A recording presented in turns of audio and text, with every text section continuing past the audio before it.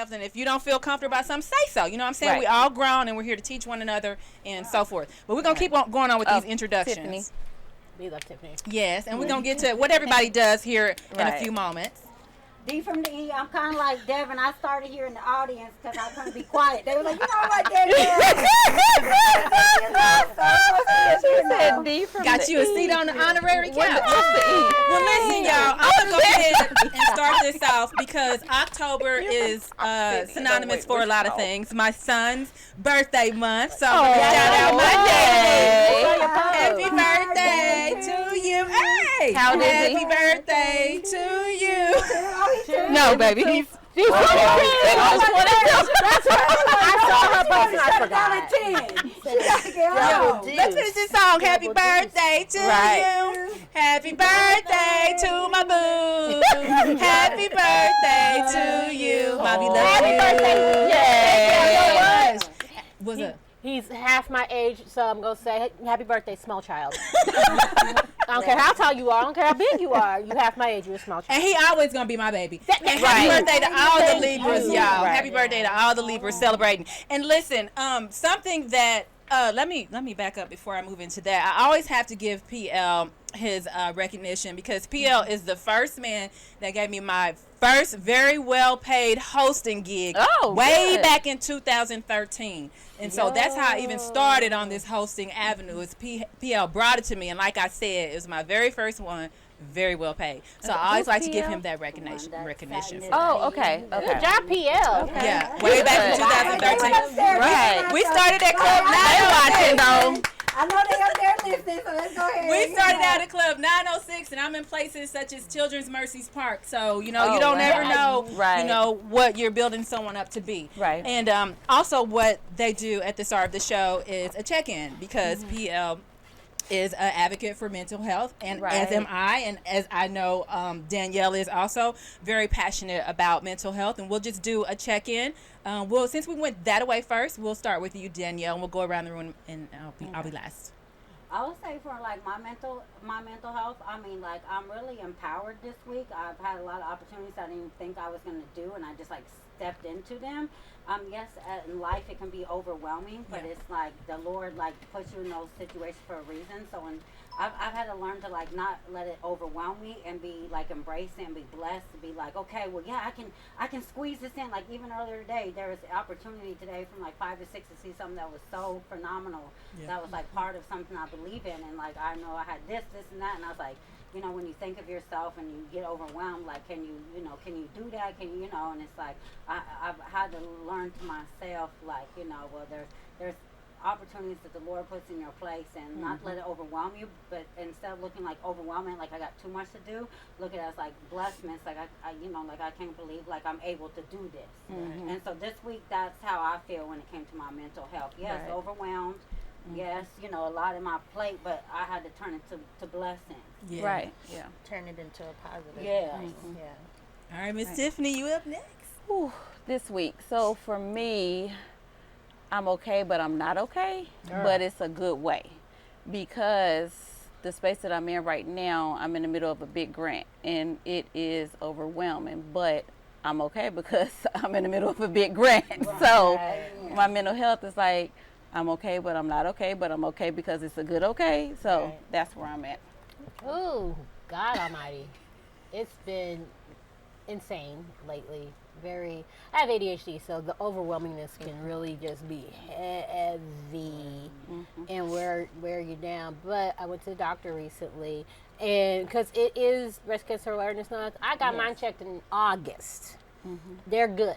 We're good for getting Yay. I got you, because it doesn't matter which month it is. Right. It can everybody. I don't care how old you are. I don't care how young you are. Man or women.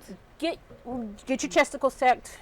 Mine are okay. The girls are fine. But I had a full doctor appointment, full physical, blood work, the pap exam, all that. We're all good. Everything is good. Everything is good.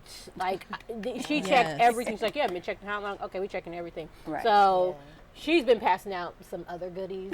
Yeah. And I was like, I don't have use for this in my life right now because this is just the way things are. Put your business out there like that. I'm single as a Pringle, and I am not ready to mingle. Right. So that's where we are. However, when I say all my panels came back clear, I was like, and nothing wrong with me. Bet, because I haven't been a doctor forever, so good for me. But in my defense, even though my cholesterol is a little high, I had 2 boiled eggs before I went to bed that night and did that whole fast. So that was that problem, and they can suck it. I'm going to still eat my boiled eggs. You can work on that. Fix that. They're still mine. But I'm going to, like I said, things are overwhelming, but I got some resources, and I'm going to sit this weekend, throw in some lo-fi, and do as much research as I can. So as I take the next steps next week, hopefully to put some, put some fillers out there to make sure that the rest of the year goes smoothly. Right. Then that's what I'm going to do and try to relax, give myself some break, and show myself some grace, and take those steps and actually try to do something, and hopefully it. Because that rest of the year is going to go fast for us all. You know, Oh we're in my that God. season that rest of the year, Once it like hits it just, Halloween, like it'll It's be like back. gone right now. It's you know? gone. Like, So, so like, when we say the rest of the year, you know how that goes for us. Like, it's already gone. I haven't gotten Halloween costumes Right. together, but once we get the financial stuff in order, get some therapist appointments in order, Yes. I feel like we'll go. I can breathe. Ooh, kudos to you for even For- doing it. I'm trying. I have a son too. He's 13, so dealing with him and just getting his life, make sure he's still together and I'm still together. When I say I'm overwhelmed and I want to lay down and take a nap and cry, but I know It's okay. that I got those resources, so I can get on this weekend and be like, I'm gonna go and look at the things, and even though it's going to be Saturday and Sunday, I'll leave the voicemail so they call me absolutely. on Monday. And I can breathe. But right now, I'm going to drink this mojito this evening person. I already drank this. What was that? What was that? that's the Sangria? pineapple thing. The That was pineapple. sangria. That's And she's them been blueberries soaking in these there? pineapple. She's been soaking this fruit for 3 days. I feel like I'm in undergrad again. If y'all know anything about College. black folks And and the college and the parties and and all the punches and grog and jungle juice. Oh, yes. I'm 41 years old. I'm about to go home. Right. I'm going to go home tonight and sit on the bed and call some people and be like, look here. What they have, jungle juice and No, toast Hey, baby. and Hey, all baby. that. And one of the people I'm going to call, he's going to be like, you know, this reminds me of. I'm like, yeah, I can't stand you. Who was in the group chat when I said I'm gonna make drinks and I'm gonna put them in pouches for us? And who said like, are we Hi, at that Devin. level? We drinking out of pouches? I said yes. We drinking out of pouches. That was Devin. Devin, didn't you say you said I'm gonna drink everything? I'm Already. Well, guess what? Now you need a rum runner. Right. Now you need a Oh, rum that looks so good. This is going to That go in looks the so good. trunk. So I could, but here's the thing. I already ate before I came here, so it's going to have Good to fight job. all the Good job. sushi and miso soup and the house salad. Yeah, girl, it was so good. bet I it slammed the was. whole thing. I didn't realize Save how it for hungry I tomorrow was night. until I was done. I was like, dang, y'all bring out the big bowl. It was a big bowl. Big Yeah, we salad. gotta finish with Yeah, these. but you Let's go check because in I can this shut up. week. You up next? I'm Latrice. This week has been okay, not too bad. I went to my cousin's funeral this morning. So And, sorry. I'm sorry. yeah, he was the comedian of the family, so Oh. it was kind of sad to see him go. But I always say funerals are, everybody looks at them a bad thing, but I say it's bittersweet because yes, you're gonna miss that person that's gone, but it's like a family reunion all over again because everybody comes in and gives their condolences for that person, and you get to see the family. So that's the positive part about it. So I got to see a lot of my family today, and we got together, you know, when you usually get together, have lunch, repast and whatever, and get to talking and having good times and laughing, stuff like that. So it's been good. Other than that, it's been a good week. Jobs are good, kids are good, family's good. So yeah. Amen. Amen. That wouldn't have cut you off. I just feel like saying amen. If you guys had to, feel free. I'm just happy to hear that. Like they say, like the funerals are like the family reunions. Like, some people have a good thing to say about it, and some people have this bad thing to say about it. And I really loved how you said something good about it. Yes, yes, it's a family unit, because guess what? I get to see them folks, and that's the only way I see them, because I can express some goodness or my life into them or people I ain't seen in a year or so or 6 months or so, and we can. Unfortunately, that's when we speak to them, but at least we can speak to them. Anytime we get a platform to speak to people, anytime we get a platform to speak to them, be able to get to. So I actually loved how you. I mean, that for all of us was like, damn, you did that today. Like that was hard for us to hear, but for you spun that, and like I actually liked it, because I got a platform to speak to all my family about, and I loved how you spun that. I really did. Yeah, I did. Kiki. So it's been a very busy and eventful week. I can't say that I could complain. That's good. True. Yeah. Everybody can complain, but that is the best way to live in life. Have no complaints. Yeah. What you gonna do? Or be good busy. Right. Good busy. Yeah, the good busy. I like that. Right. I like good busy. That's it, Kiki? Yeah, I mean, I'm just grateful to be able to grace this stage with you all. Thank you. She's adorable. She's in the cutest little voice. She's killing me. Scrunch in so she can get in the video. No, she doesn't want to get on camera. Kiki does not want to be on camera. We love having y'all didn't tell me about all that now. Right. She said, But she's adorable. She's killing me. Right. She's killing me. Little sweet thing. Right.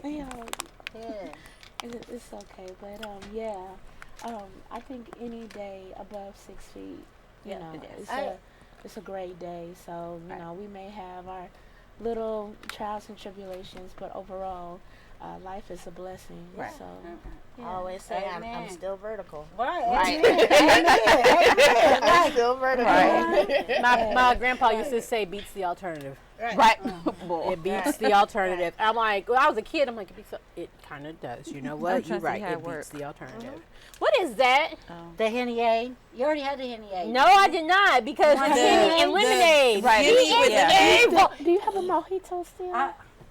I'll give up my mojito if there's none left. What is Because I'm not gonna drink it till. Man, y'all know she got my You were mojito. goofy. I'll get something else. Cause That's your fault. But okay, so how am I doing this week? On hers. That was Great. us. Yeah. Last week, should have checked with me then. It was kind of nothing bad. It was just things were just kind of all over the place, and things just coming at me like one after the other. Like, how do I handle this? How do I handle this? But saying all that to say, what I have learned is that as long as I keep my faith and not panic, God is going to make a way for me.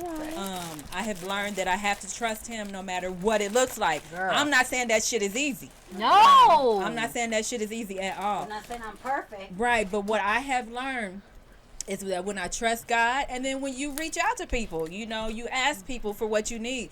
And just because you ask them doesn't mean that answer is going to be yes, just preparing you. But, it is okay to ask people for help. And I saw, Latrice, you had made a post about, a support system, like how do you treat people? And that'll kind of maybe have an influence on if people are ready and willing to help you or not.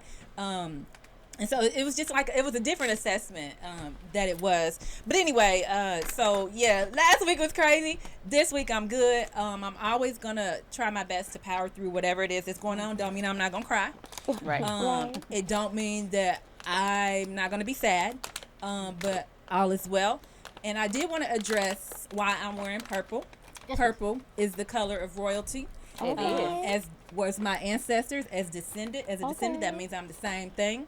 And also, domestic violence. October is Domestic Violence Awareness Month, Breast Cancer Awareness Month, Emotional Well-Being Month. So I just really wanted to have it synonymous with all those different things. I have been previously in a domestic violence relationship, and I just want to kind of make it clear that domestic violence is not necessarily just someone putting their hands on you. Correct. It could be financial, emotional, verbal. Sexual. It's tons of things. And usually they don't just start out like, come here, girl, pow. That's not usually how it happens. It's a very subtle type of manipulation and maneuver type of thing. So, and I want to give some love to those who lost their lives from domestic violence, and the survivors, people who have made it out of those relationships. And I want to speak this to you. If you are in one, please find a safe way to get out of it, because not everyone makes it out of those situations alive.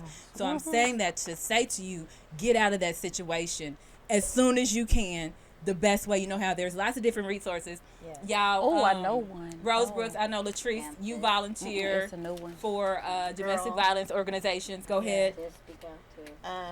One organization I know of is Girl with Roach Ellington, Brandon Ellington's mom. It says Give Yourself Real Love. That's what it stands for, GYRL. They have a neighborhood right off of 38th and Chestnut. And they're actually needing remodeling help, volunteers. They're trying to remodel the houses that they do have and turn them into like business centers. So the ladies that they do find that do need help, they give them resources like on the job skills, training, computer training, any type of thing, so they can get self-sufficient and get back to where they can become independent and not depend on anybody else. And if they have services for their kids. If they do have kids, they have a kids group that they give them different training in different fields, trying to get them a feel of what they want to be when they get older, their likes and dislikes and what they like to do and activities for them. So that's a good organization. Another organization that I'm aware of, my cousin, she used to live here in Kansas City, but she's now in Dallas. Her name is Kim Davis, Beads for Purpose. She makes wristlet beads and earrings and jewelry, and then when you purchase those items, it goes to helping women that have been in domestic violence, and they help set them up for a day, give them resources as well. But like I said, she's in Dallas, but I know of that organization as well. So I know of an organization I just learned of today. It's called 4L, and it's 4L.org. They are based out of Johnson County, but they provide townhomes for single moms that have, maybe going through domestic violence situations. So therefore, full-blown townhomes. They have wraparound services and everything for the families. So I do have one tiny question about these organizations. You said we're helping the women and the kids. My other thing, because I've dealt with people who would end up having to give their pets away. Are there ways to? Oh no, they can take their pets with them. That's what I need to hear. I mean, because it's their townhome. This is where they live, and they try to make it as secluded as possible so they cannot be found. And what about men, though? Men experience domestic violence as well. Right, and it's not enough resources for them. Yeah. Okay, cool. It's not enough resources. Oh, in wait, Kansas City or just in general? Latrice, did you say somebody takes men as well? Yeah, they accept anybody that who takes men? Girl and Beads of Purpose. Okay, because men, I want to make it clear, men experience domestic violence. They as do. well. Yes, we they all, do. we all a women panel. We all cannot sit here and act like we have not. Oh, I've seen, since we all women yeah. panel. We, Yeah. we all have to admit to I've heard ourselves stories, and be yes. that we have Admit not to ourselves been, that what? That we have not, ourselves. I never do nothing sometimes. to no Admit man that what we though? didn't know. I'm What do we kidding. admit that we haven't been what? That we have not been crazy sometimes. Like, No, let me tell you, the only times I ever been crazy is because I was provoked to do it. Girl. And I did not control myself. So But you no, have no, to no. realize that's not You all have to women. harness I know. that. I'm just. She Yeah. said So admit we it. have No, to no. put it She out said there let's that- admit it. I said admit what? I said let me Well, clear we up have to what I'm admit admitting. that women Yes. are not always the victims. They Oh can no! be Oh, abused as absolutely! well. Right. No, It's I'm like not talking about some- that. some- She said, "Let's admit that we all been crazy." Yeah. That's why I had to clarify. No, no, Like, no. Danielle, you got a confession. Danielle, you got a confession. You want to? Yeah, I'm always provoked.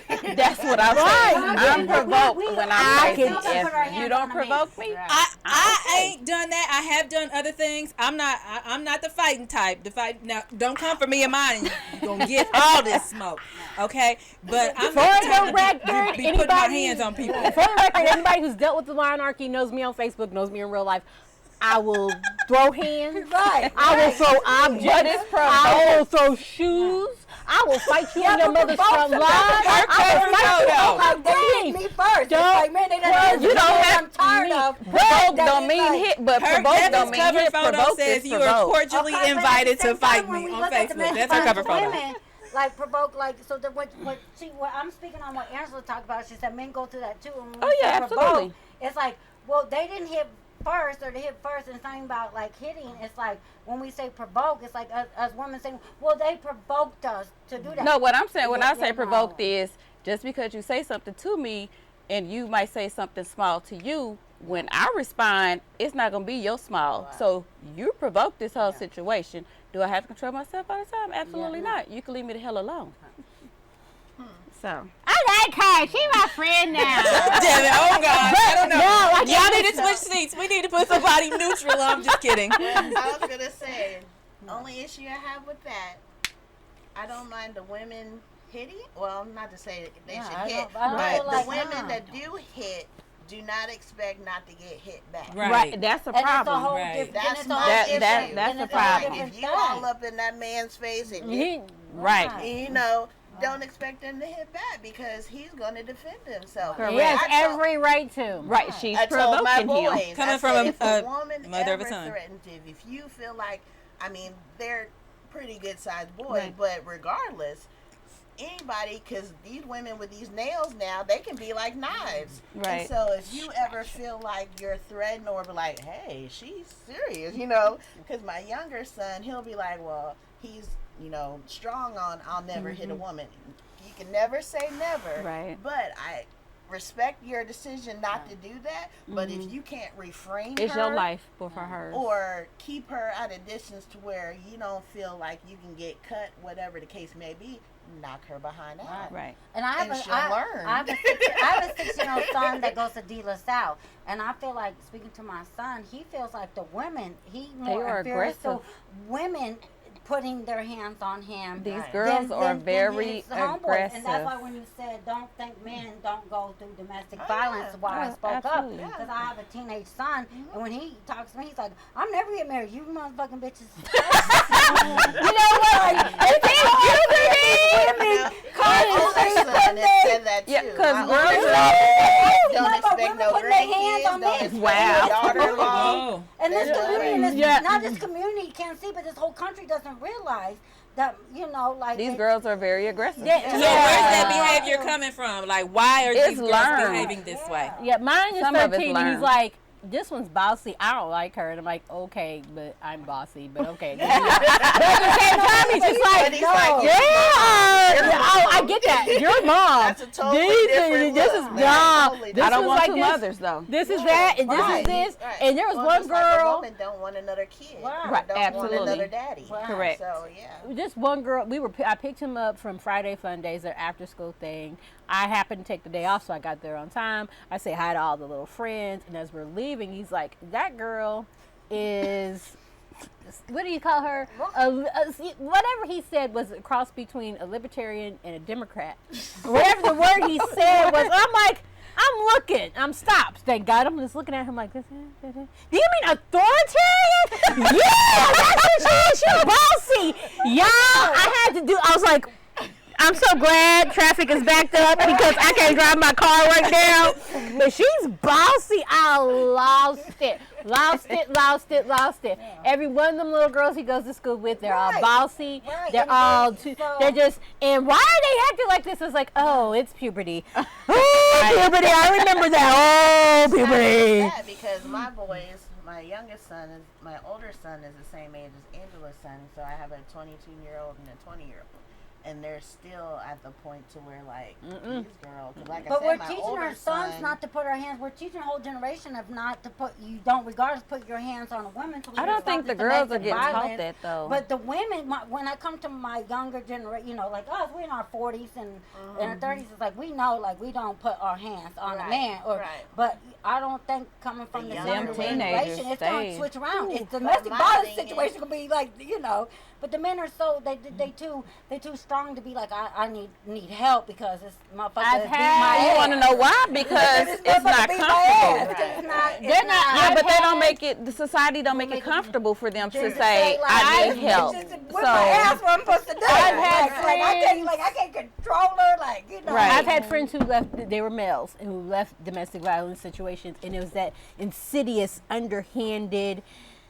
You know, she's always I'm just teasing you, as she does this all the time. Right. And gets in his You face. better Watch your tease and face. get your Like, ass off. and she's just I'm teasing, but you putting your hands on him in a very aggressive way, sweetheart. And but all you're that is, teasing. when they say that is a disclaimer. Yeah. And when they call the cops, what do they do to the guy? Yeah, right. They all If they don't kill him? They didn't even do If they don't kill him, they like, this is your fault, you're going to jail. If they Like, don't he's kill him. trying not to die because this bitch is crazy. So if I just want to bring that up when she said men go through that, and like our younger men, I have a son, I have young, we have But young I teenagers, wonder- this next generation is actually going to switch, and like they won't be in domestic violence. But society got to or- switch. We gotta teach Society them. has Teach to them, switch like, to make women, men like, us, comfortable. yeah, It's not accepted by society, yeah, so they're therefore like, they man, don't. This girl is There's crazy. still But my huge question is, culture breaks. Where are the younger, okay, let's say 20 and younger, where are the women that age, where are they learning it from? Where are they Oh, sitting seeing right it? there next to him, living in the same house most of the time. Oh, sweet Jesus.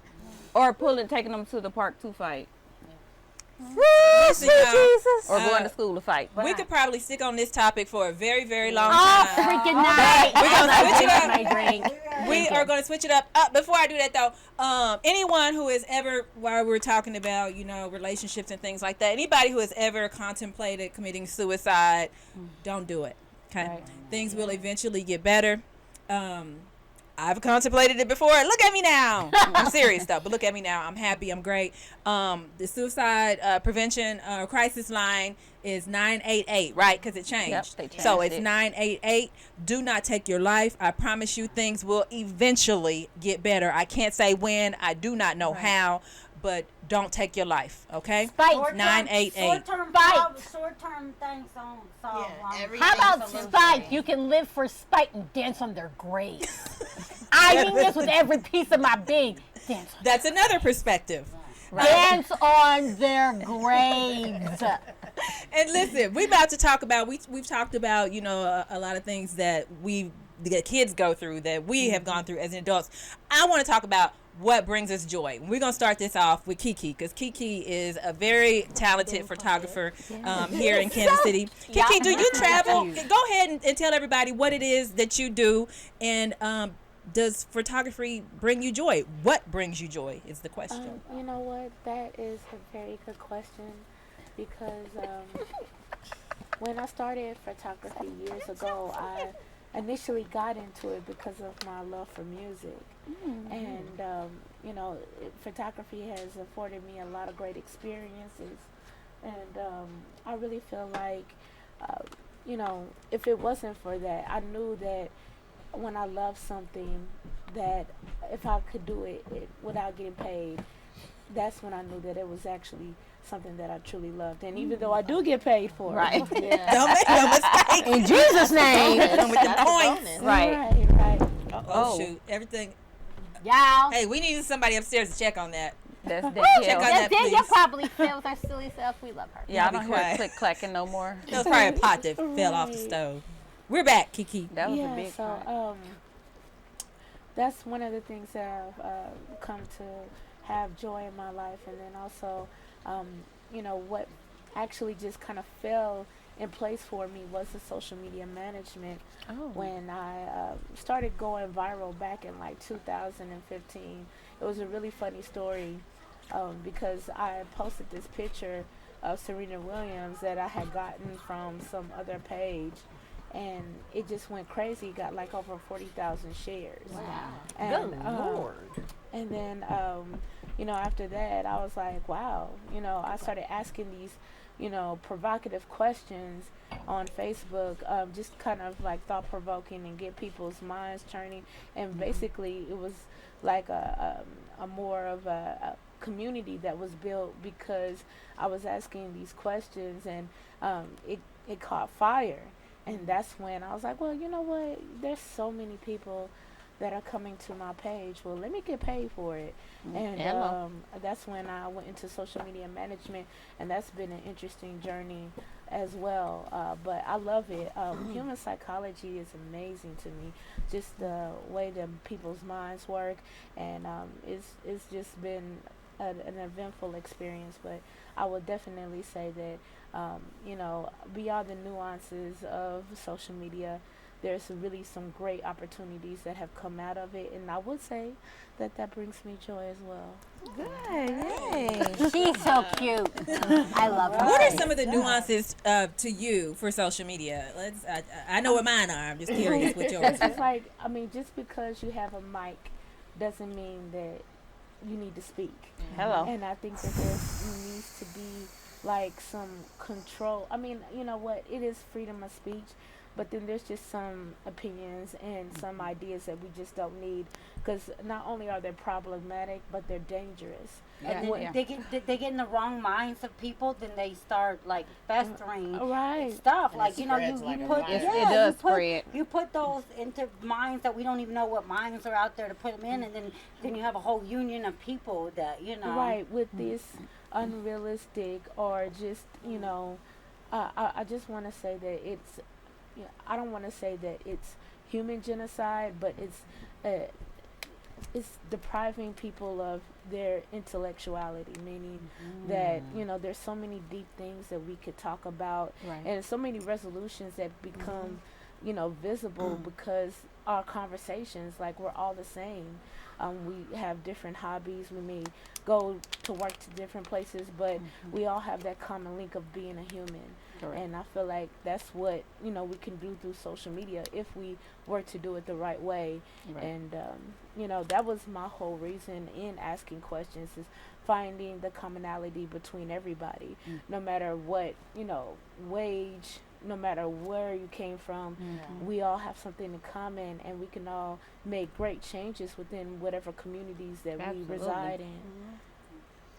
I love that. I would even piggyback off of that. You were saying hindering people's intelligence, or even people's, what was I going to say? Intellectual? No, their innocence. Oh, because you have so many younger kids. But their mind, they hear the wrong thing and they run with it. And they see and they read and they hear and they, you know, and it alters their opinions and their views on people. And what they think, and they might believe this, but I saw this, so maybe I shouldn't. It should be this way, or something like that. And that's why, like, you know, people always say, oh, it's just the TV, or it's just the internet. You know, there's a certain reason why there are certain things being shown to us, because the more you see something, the more it becomes acceptable to you, no matter what it is. I mean, you could be watching, you know, let me not get too specific, because I want this video to stay up. No, it's always specific. No. You don't even say Go ahead. It's going to always stay up. It's a Lawnarchy. It's a Lawnarchy. This is space but what to say I'm saying whatever. is that there's certain things that are being put out, and like, no matter how people feel like, oh, it's a documentary, or it's, you know, just something for entertainment, people don't know where that fine line is, because everything is literally entertainment now. Right. Exactly. So it's kind of like, you know, where do we draw the line where it comes to what is fantasy and what is reality? And more we're coming into these things where we're putting real investments into fantasy, like the crypto and all of these other things, and it just gives me the type of thought that maybe, is money real? Is it real? Right. Is time real? For those Doctor Who fans, no, time is not real. We understand time is not real. I get it. But it kind of brings you back to the Matrix. It really is. I mean, I remember, like, when I was growing, you know, like, growing up, like, and being in the 40s club, I remember when they even started talking about, like, the debit cards in the cars. Remember, we was all cash. I mean, we even had, like, you know, like the food stamp coupons, not even cards. You know, we came from that generation. You know, when they first started talking about, like, when you talk about money and, like, is money real? Like, when we first started talking about cards debit, now. You know, like debit cards, like they wouldn't even, like, we couldn't even imagine that. We were like, in our gen, we couldn't imagine, like, what do you mean we got to swipe I wanted money? so our money, the dollars we have in our pocket. I love my debit cards. I don't even carry cash anymore. But remember, we couldn't even fathom. Remember, we couldn't even fathom, like, my few bucks in my pocket, we actually it goes on a card, and I'm supposed, like, when we come from that we come from that switch, and now there's generations that's like their money is just out here, like you say, like all of our money is out, like they grew up in the cloud. Yeah, they asked me for talk about receipt. is our money even real? Like, we used to have real, like we grew up with, we only have real money, the physical, the physical money. Yeah, and now why, Yeah, that's why I always carry cash, because my thinking, it's Latrice's brain. People of a certain age. Well, no, there's other people, different ages that agree with me. Damn it, quit assuming people's age. Oh, y'all married. Yes. I'm 21. I'm 21 over here. She is alive. She's the devil, but she's alive. Yeah, she's lying. I think I am older than you, though. I'm forever 21. I ain't go to the store. I will say that I believe all this electronic, the Wi-Fi, it's gonna cease one day. Y'all better be ready. Cash will be king again. Right. I mean, technically, it's an undercover king. I'll say Right, that because right they're now. holding like gold and silver and stuff. I mean, all these Venmo, PayPal, Cash App, all these, I'm like, cards. I'm like, do you take cash? Oh, yeah. I'll always take cash. Okay, that's what I got. That's just some people, though. Some people don't take cash at all. And it's so crazy. Like, she like, said, Some people don't money, take Apple Pay. Like, what's wrong with you? Right, we only had cash. That's what We I'm only had saying. cash. We never had a card. We never. The best we had was a food stamp coupon. right. Like, I mean, So, that wasn't even a card. Let's imagine know? Texas a few months ago when Oh, they had the electricity. Oh, God. And God, it was out. Jesus. Right. What you think gonna do? What you gonna do? You can't go to the ATM. You can't Cash App. You can't. I have friends who were who live in Texas, and when that was going down, it was just as you said. Yeah. Just as you said. And I'm texting her every day. Where are you? You got the baby? What's going on? Is everything? She's like, I'm fine. I'm here. I got this. Somehow a cat got into her house. So that was the most interesting part of it, because then we found out she's allergic to cats. I'm sorry. But it was hilarious to me. I'm like, let's find some levity in the middle of this. Oh my God, people are dying. You're all freezing to death. What the fuck? You're the biggest state. You're not the biggest state in America. And they're supposed to have their own Came off the grid. grid. Alaska didn't come off the grid yet. They want to come off the grid. They supposed to have their own grid, but El Paso was the only city in the state of Texas that stayed on the federal grid. I bet. That's why El Paso managed to survive the storm the way they did. Everybody else was off the grid, and Texas as a state was not prepared for it. When I say they're not the biggest, Alaska is the biggest state in the United States of America. They're one of. Wait, who didn't know that? There's people, I lived in Alaska and I didn't even know. So when I got up there, I was like, oh, you're counting all those islands off the coast, because guess what? They all belong to the state of Alaska. Texas is the biggest state in the lower 48.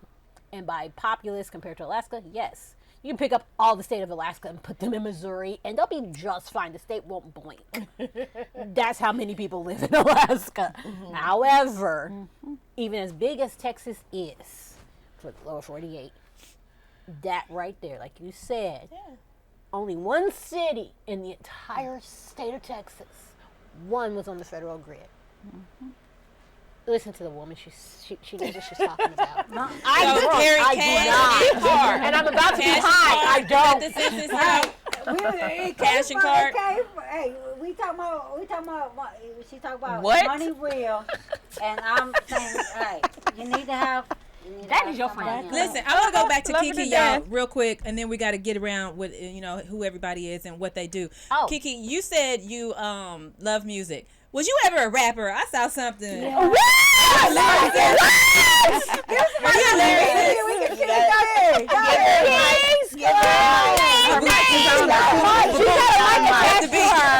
Man, we got the nails too, man. Can we at least get her nails? Because them nails Is that true, Kiki? No, but actually, when I was in high school, there was this guy named Deshaun Dillard, and he called me Sugar Bear one day. And, I'm dead. And then that kind of stuck, and then I started pursuing rap in a way, and then just certain politics in it. I was just like, well, let me just be a photographer. I think I could deal with that. So how did you connect the two? I mean, just because, music is a transferable skill, right? So any art is really a transferable skill. And I fell in love with photography with the movie Love Jones. Like, it was the first time I saw a black female as a photographer, and I was like, wow, like being able to capture subjects and like the keepsakes and the things that people go back and look at. Like, remember when we had this time together? That was like, that's striking to me. That's like really something that you're basically a part of your client's life forever. And then being family photographers and doing several of their events, it's definitely been a joyous experience for me. But more so than anything else is that I wanted to find a way to be amongst the people that I listen to every day. And photography was the way. I mean, just because of course music is, and you can definitely pursue. But eventually they gotta video that, they gotta photo it. Like now in the social media, no, it's easier to get closer if you take your pictures than being a part of the music. And when I first started, I did a concierge service, kind of like for. I think my first, was the Scream Tour back in 2008. Whoa. So it was the after party actually that they had at the oh my God, it was it was off of Maine, and it was the Emerald House or something. And Bow Wow and all of them came to that, and that was my first experience. And then it was like after that I got media passes. So shout out to 12 magazine, right? Because they afforded me a lot of experiences meeting different celebrities over the years. So yeah, and if you listen or if you even look at my Facebook, I'm always talking about music because literally that's my lifeline. Whenever I'm up, down, or around, it's really something that's been a stronghold on my life, I guess you could say. And I gotta say, and now you use it through your lens to share that with everybody else. Like you done took what is special to your heart, like what speaks to you in your heart, and now you share it through your eyes to other people because you're able to capture that. And now everybody's able to like capture those. Like none of us is great. Yeah, it's some bad photographers, Lord Jesus. So now you're able.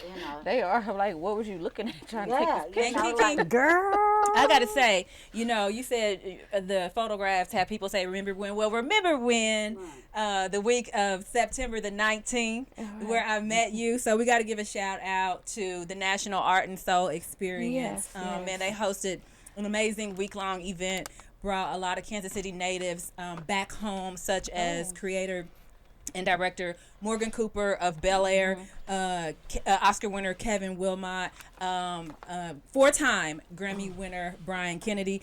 So many amazing talent from Kansas City were all over the city just sharing information. And Kiana was one of the Kiki.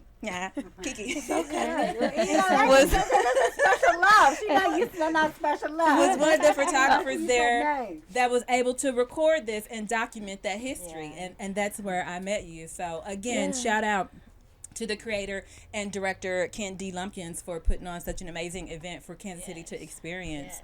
So what y'all need to do, clap, clap. Yep, Latrice was there too. And tell them, if you don't watch this, look at those lifelong connections you connect. That's right. People don't realize that they connect, when and people direct or coordinate certain foundations or organizations, they actually bring lifelong people together. Even though that organization or that foundation might have just been that one moment or that one time or whatever, but just those connections lead to so many more organizations and foundations and groundations of. Where's that groundation? I'm about to die. I'm going to slide into the floor. Give me that. Listen, to keep up with the ASX Fest, y'all go to www.asxnation.com to keep up with everything that they got coming up. All right, thank you.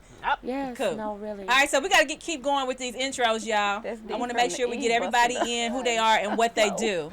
I'm Latrice Tucker. I'm a I don't even know what to say. You just the lady that does everything in Kansas City that needs to be done. Jeez. I guess I should say I'm a mechanical designer by day. Okay. And I'm part-time retail by night and weekends, and then I volunteer a lot. I think serving is what you're supposed to do, especially when it's in your community. You can benefit everybody, in my opinion anyway. I work with, like I mentioned earlier, Girl Foundation. I work with Be the Purpose Foundation. I work with the Kansas City Gift. They give monthly grants to black-owned businesses in the Kansas City area. I'm a monthly donor of that too. I'm trying to think what else I do. I'm a part of the NESB group, National Society of Black Engineers. We have a function. I'm putting in a plug right now. Okay. We have a family function. It's going to be an engineering night at Prairie View Museum in Olathe. Open up. They want to try to inspire interest into the engineering fields, different engineering fields to kids. So it's open. They kind of cater to middle school, high school, but all ages are welcome. It's a free event. It's next Friday, the 28th, from 5:30 to 8 o'clock at Prairie View. Halloween-esque? Because that's Yes, Halloween. you can dress up. Okay, I like You can just, since it's Halloween weekend, you can more than welcome to wear your costumes if you want to. They'll have different exhibits going on. We have different engineers that are volunteering. They're showing different aspects of engineering. So go out and learn something. It's a free event. Friday night, bring the family. Anybody else? You said free. Yes, and there's a actual event on Facebook. If you want to check out the website, it's nsbekcpros.org. And we're on Facebook, we're on Instagram, we're on Twitter. So if you look us up, you'll find us and you'll see the event there. I'm part of that organization.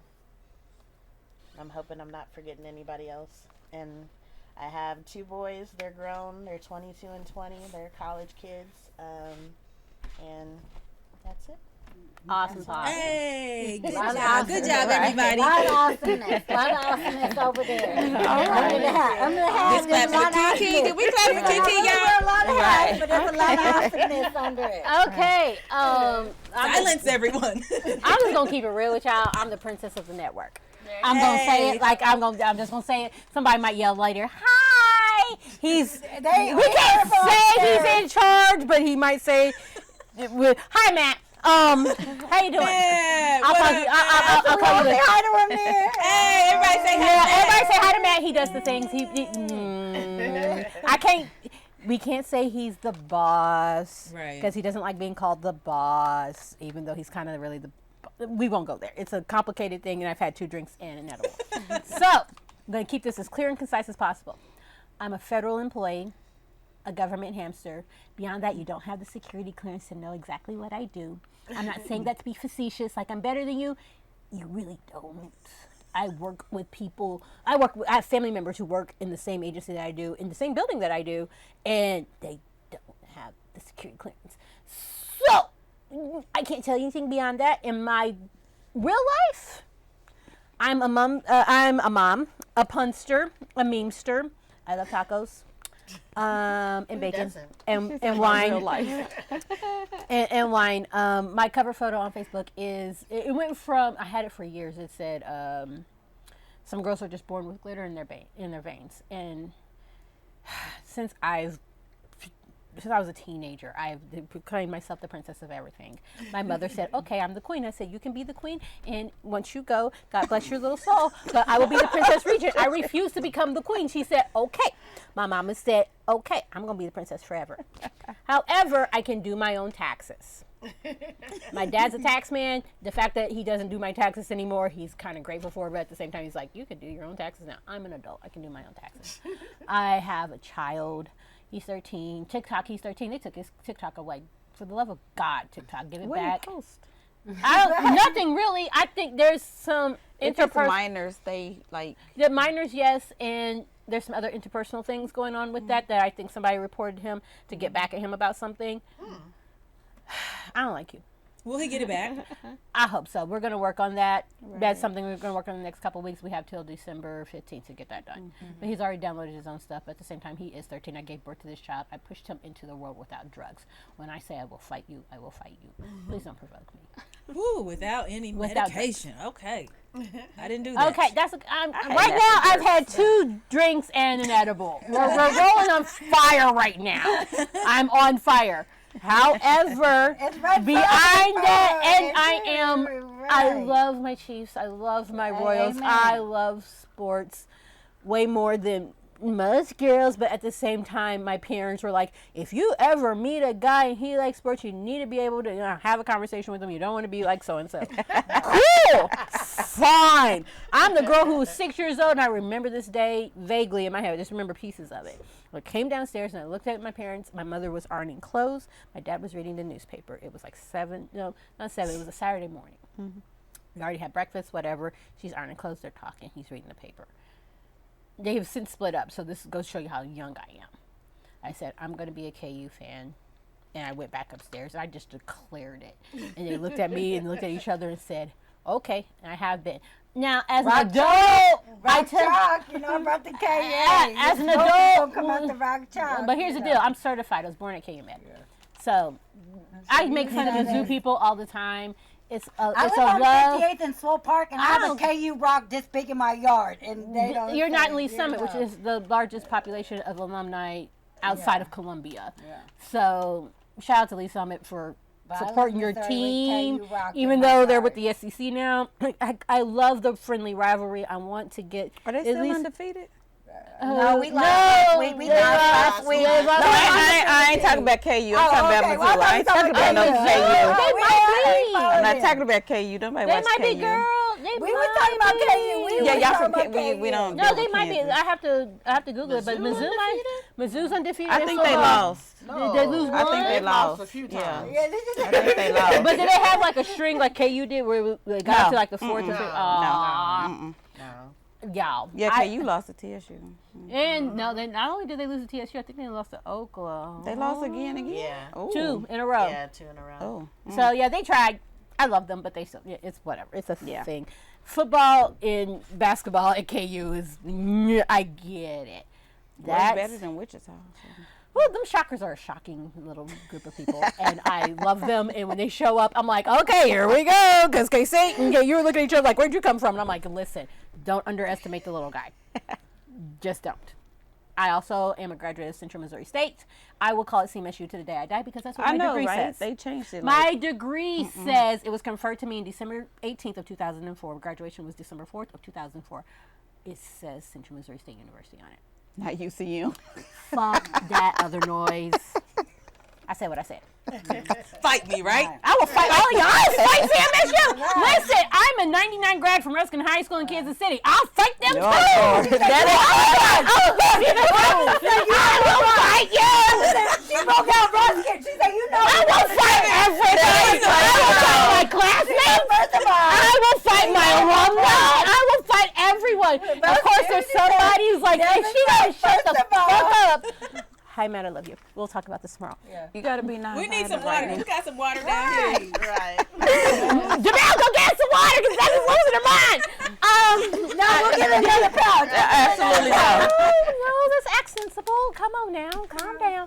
That said, if you see me on Facebook, it's going to be a meme. It's going to be probably an inspirational post. If my friend shares something very heartfelt and deep and enlightening, I will share it. I'll share whatever. I'm a sharer. You want your stuff promoted?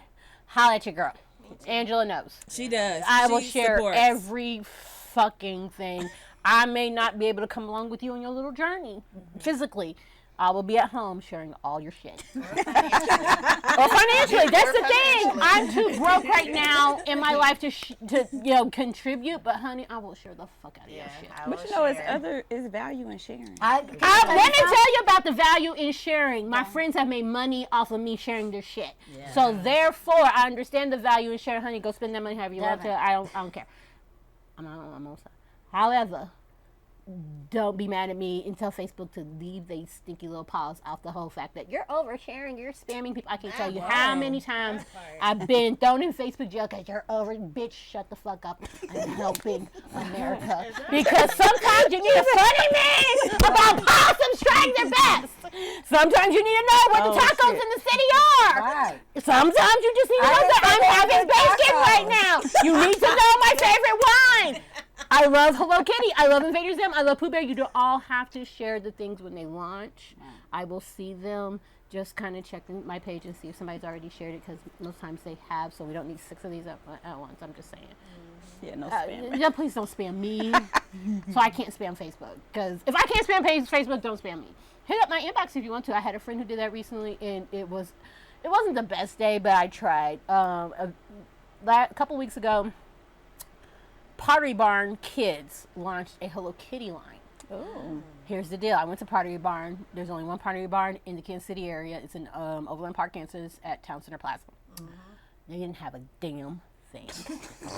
And I was like, what the fuck? And they're like, we don't understand it either. I'm like, are you going to get anything? What's going to happen? Like, I want to see, and I want to touch the things, and I want to see what it looks like, not online, because online kind of doesn't transfer in real life sometimes. The photography person can tell you that you post it online, and the coloring may not come back to your house just the same. Listen, she's smart. That said, I talked to the people. I did my level head best to be nice and kind about it. They're like, we didn't even know. We're not going to get anything. I wish we could. But for the record, the only Pottery Barn Kids in Pottery Barn in general is in OP in the Kansas City area. They closed the one in Nebraska. They closed the one in Oklahoma. St. Louis is the only other one. So if anybody else can go to St. Louis and tell me what it looks like. And like, listen, I tried. I can go online and look at it. I know I can. But it's not the same as being able to touch. Will this fit in my house, right? Is this the color pink that I want? Because everybody's like, Hello Kitty, it's so cute, it's so pink. And I'm like, I like hot pink. I do like the baby pink, but I need to be able to touch it and look at it and make sure it fits my stuff. But also I'm down for random gifts. My best, people just send me stuff. This bracelet right here, on the inside it says you're a badass. One of my mom friends on Facebook, just out of the blue, just sent it to me. Out of the fucking blue, she just sent this to me. And so I love the random gifts. Every great once in a while, my best friend will be like, your address is this, right? And I'm like, yeah, girl, what are you doing? Don't worry about it. And tell your mom that I said that you can't worry about it. Actually, as a matter of fact, I'm going to call your mother and tell her that I'm sending you something and for you not to worry about it. So then my mom texts me, you need to stop worrying. I'm like, God dang it, what did she send me? One of the last things she sent me was a giant, it was those, the marshmallow pillows, the soft pillows that are characters. Some of you guys that collect the nerd shit, know what I'm talking about. But it was the big one, the big Hello Kitty one with the the mermaid tail. This thing is huge. So it's sitting on my floor next to my bed, and I was just like, thank you, I love it, and then I cried. But she's my best friend. It's been 20 years. She loves me. I love her. It's a thing. That's who I am. Usually I'm in the back, on the back couches. Making all kind of noise. Playing games on my phone, listen to the nonsense. But Jason was here, and he's on the sports hour that we do. Hours. Tuesday. Sports block with Tuesday Jay Riddock. Tuesday nights, Jay Riddock, and he gets and does the sports thing. It's Red Friday and can't say so I'm wearing my stuff, but he did say that as the Lawnarchy and the network in general, we all have a fantasy league now. And we're going to, who's in the head? Who honey, I know nothing. I'm the only girl, woman, female person. You should be like, hey, who in the league? You don't know who they I literally went to Yahoo Sports, and they made up my team for me because I was busy that day. And I was cooking, and they're like, here's your team. I was like, I forgot I was supposed to do this today. I missed the draft completely. Oops. And every couple of weeks, they'd be like, for the next 4 weeks, who do you want to start? And I'm like, everybody. And then I sign back out, and I go back to playing games on my phone and minding my business and raising my child.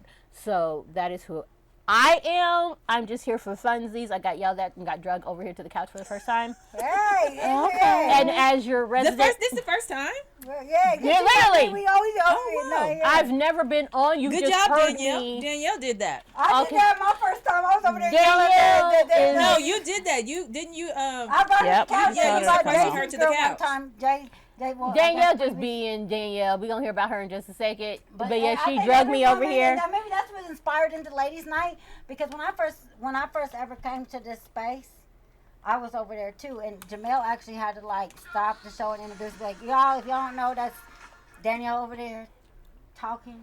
Yeah. And then one day I was on here, and it's like, and then one day when I Honey, came on I here, have been there was here. a lady that was sitting over there on the chair by herself before we went live. I said, oh no, you a lady in the audience? No. She said, well, I won't talk. I said, that's fine. Just be up here. Like, I can't imagine like looking out there. Again, and she talked more than me. I said, see, it's like inspiring. It's She like talk more than you. Look, that's the cue.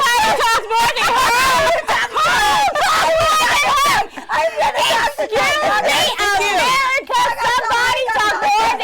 That's the cue. We gotta get Tiffany's.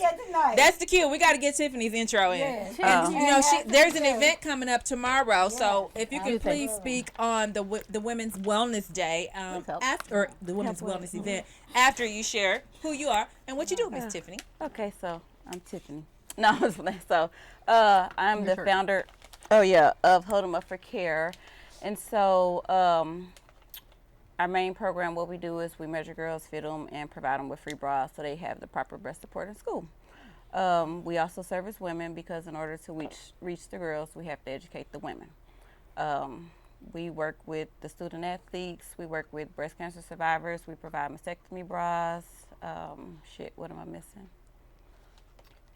We have... You said sports bras already? Sports bras, yeah, for the athletes. So we have a boys program called Belts, Boxers, and Bow Ties, where we provide belts, boxers, and teach boys how to tie ties or bow ties or whatever. We teach the moms how to do it as well. We work with the house's population as far as donating clothes. We just donated clothes for the refugees that came over, also the victims in Puerto Rico from the storm down there. So Ian, Fiona, which store? Shit, I don't know. Just They called Tiff and said, no, we just went out the health department the other day. And Puerto Rico. With the health department the other day, they had a whole bunch of refugees came in, and they reached out to Tiff. I helped her drag in, like, both. Yeah, we had like probably 7 bags of clothes and shoes. People don't realize when refugees come over here, they have nothing. Right. Socks and bras and like underwear, which is like they might not even have that though. You can go to, like they actually like like little all right, refugees. So come over here back and like I was just with her the other day. And back to what I was saying. Right. The reason for this is because enough people is not self-sufficient to be able to purchase a bra, and that is a problem. Bras. A cheap bra is maybe $20, but if you are busty, the cheapest bra right there is at least $50-some. I gave away, I didn't give away. I donated 15 mastectomy bras the other day, and they were $35 a piece.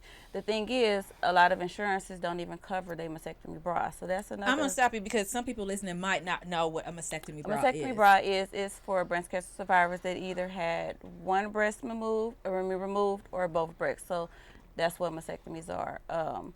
And so the bras, they're special bras where you can put the pads into them. They have the slits on the side.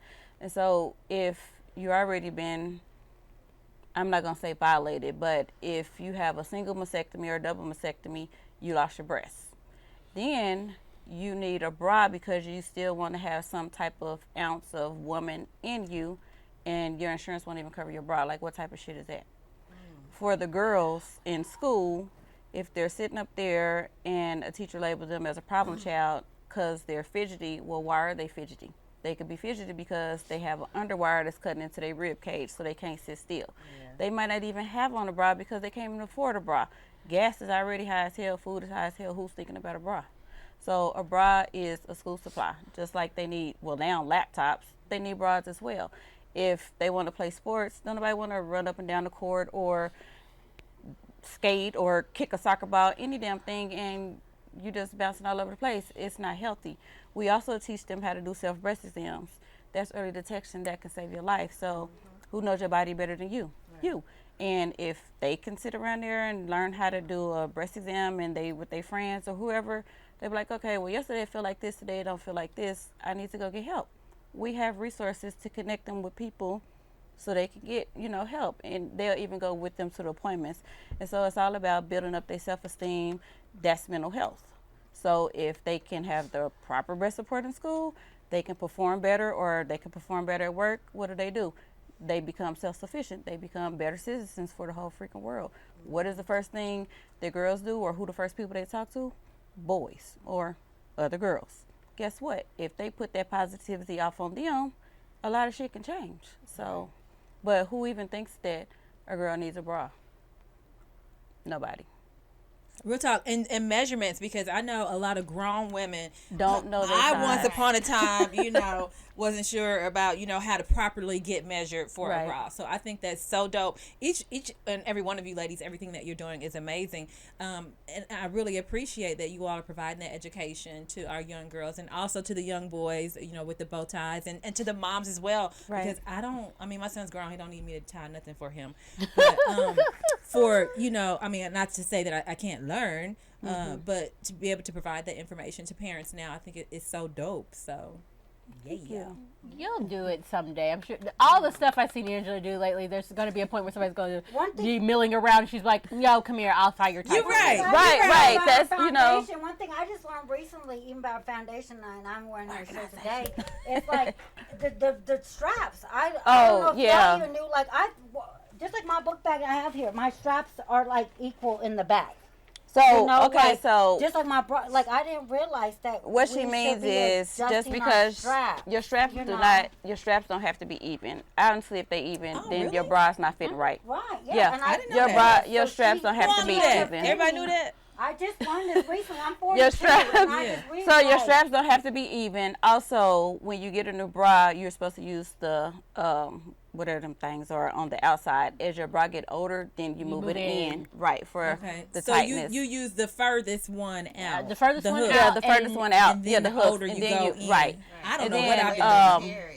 Also, I didn't know that if recently, your bra don't sit flat on your chest, it's the wrong size. Really? Yeah. Girl, So might have the to inner part is supposed to be flat. Fix me because So, a lot of people say, "Oh, I don't like underwire," and that's probably because they got the wrong size bra on. Because underwire give you the most natural lift possible.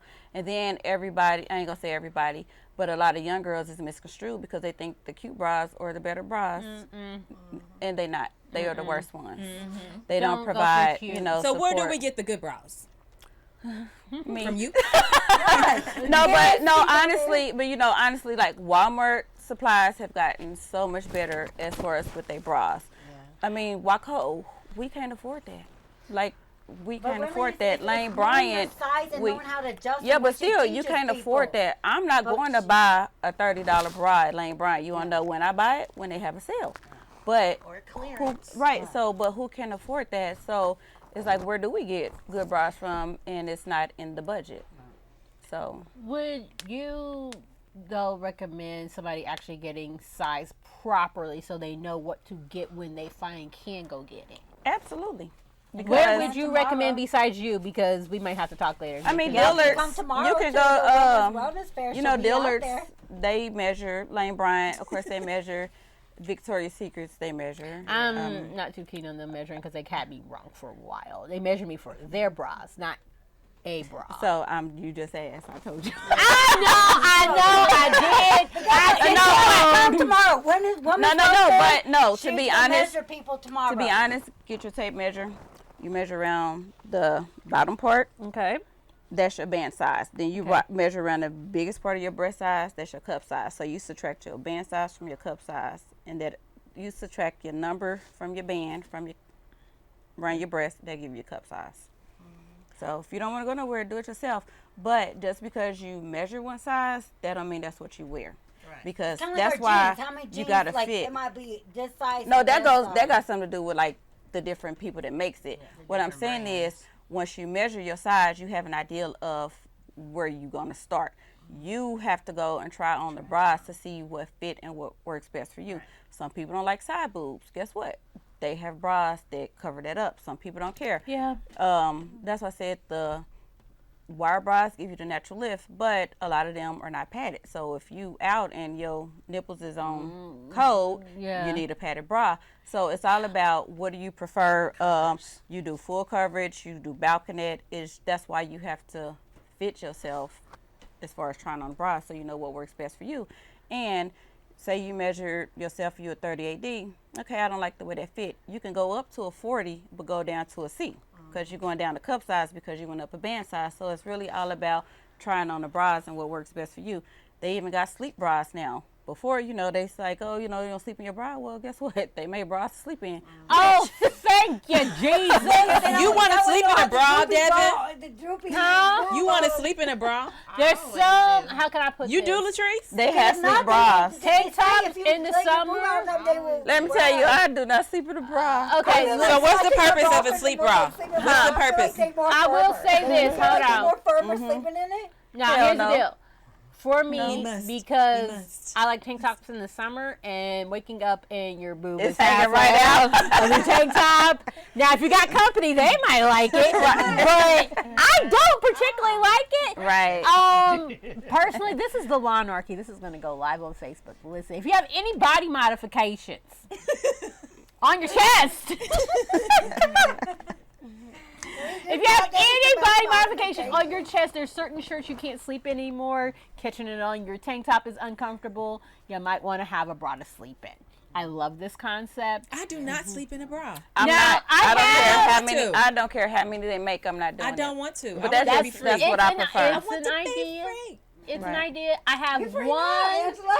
Angela free now. And then, oh, Angela free now. She ain't even sleep. but no, another thing. This is another free thing. now. This is another thing that really bothered me. People were having conversations with the girls about getting breast reductions instead of trying to Find the proper bra. correct. You want to risk their life and put them through surgery versus going to spend $40, $50 to get them the right bra. Like, make it make sense. That don't make sense. Jeez, what were their sizes though? Like, what were the like? is it When the cup I size? found out, and the girls that I was like it's not even like it's doable. You can really get a good bra, a supportive bra, and don't have to worry about. Now, if it's just causing you back pain and health problems, hey, that's You go ahead and take it off. But instead of having a conversation and jumping straight to, you need a breast reduction, because I mean, be honest, it's people out there that's like, I wish I never had a breast reduction. They've had horror stories, so it's on both sides. But while you having a conversation about a breast reduction, include the bras. Like, it's not gonna hurt. I'd rather spend $40, $50 to get them a bra than, so you go to the doctor like, oh, yeah, she needs a breast reduction because her back hurt. Well, what kind of bra she wearing? What Are you buying your bras from, Walmart and Target? I mean, to be honest, like, Macy's? and you know what? I did get backlash when I first started because they're like, well, why are you pushing girls to wear bras? And, back in Africa, our tribes, we didn't wear bras. And that's true, but we're not in Africa.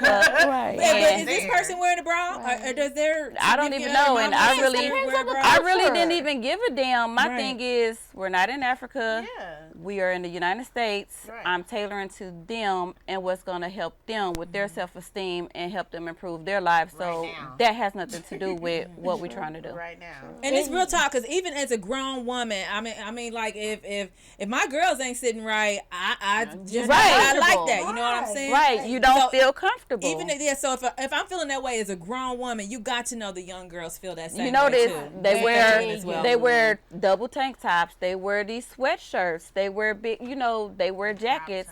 Did everybody think, oh, why are they wearing jackets, or why are they wearing so double many tank clothes tops? in July? Because they don't feel comfortable with their breasts. breasts. And you're another thing that we can get into. We have to. Your body's a body. Everybody got one. Oh yeah, absolutely. Everybody got a body. There's nothing inherently sexual about it. Get fitted properly. My son just told me this morning that he's like, I know. We were rushing. We overslept. We were rushing. I'm trying to get clothes on, and as long as the naughty parts are covered. Okay, what do you want? He saw my bra strap. He's like, I see girls at school. I know they're not wearing bras because they see their nipples. Why are they doing that, Mom? We don't know. It could be a lot of things. And I'm like, you know what, baby? I don't know why. Right. Their bra could be uncomfortable. They probably not fitted right. I can't tell you, but I got mine, and I can. Ooh, that sounds like someplace you need to visit, Tiffany. Well, can you come up to North Kansas City schools? If they welcome me. Right. Let me talk to some people. I don't go nowhere I'm not welcome. Because I'm not fighting to do what's right for you or what She doesn't you want. fight. I do. Oh, I fight, but my thing is, it don't have to be physical. It could be with your mind, and that. And speaking of, listen, she's so fun. Oh, let me say, PLTI. We're PLTI. Okay, so that's where I got started at. I was in. Shut up. You talk too loud. Well, I'm gonna go. You go, because I'm gonna go. Were you going to potty again? Yeah, you can talk about Jesus PLTI. Christ, Lord have mercy. Please, Tiffany. So I overeat. We get this I overeat. So what I overeat is intellect over emotions. That means you approach every situation with intellect, because if not, it's not gonna end how you want it to. And so the best thing that I use for that is, for parents, if the school see you coming in as an angry black woman, all they seeing is red, and you're going to get the police called on you. But if you think about it and you go and approach them with a different manner, you can still be emotional about whatever the subject is, but if you approach them with a different manner, you'll get a different result.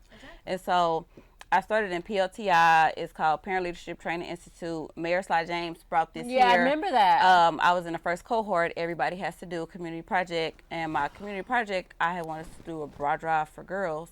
But then I thought about it. I was like, that's not going to solve the problem. I need them to know their sizes. So I started researching, looking to see who else was doing it. Nobody else in the world is doing it. What? Nobody is doing it. And then I realized that was a gift that got popped into my head. Girl. And so, therefore, it was for me to do, even though I didn't want to. I did not want to.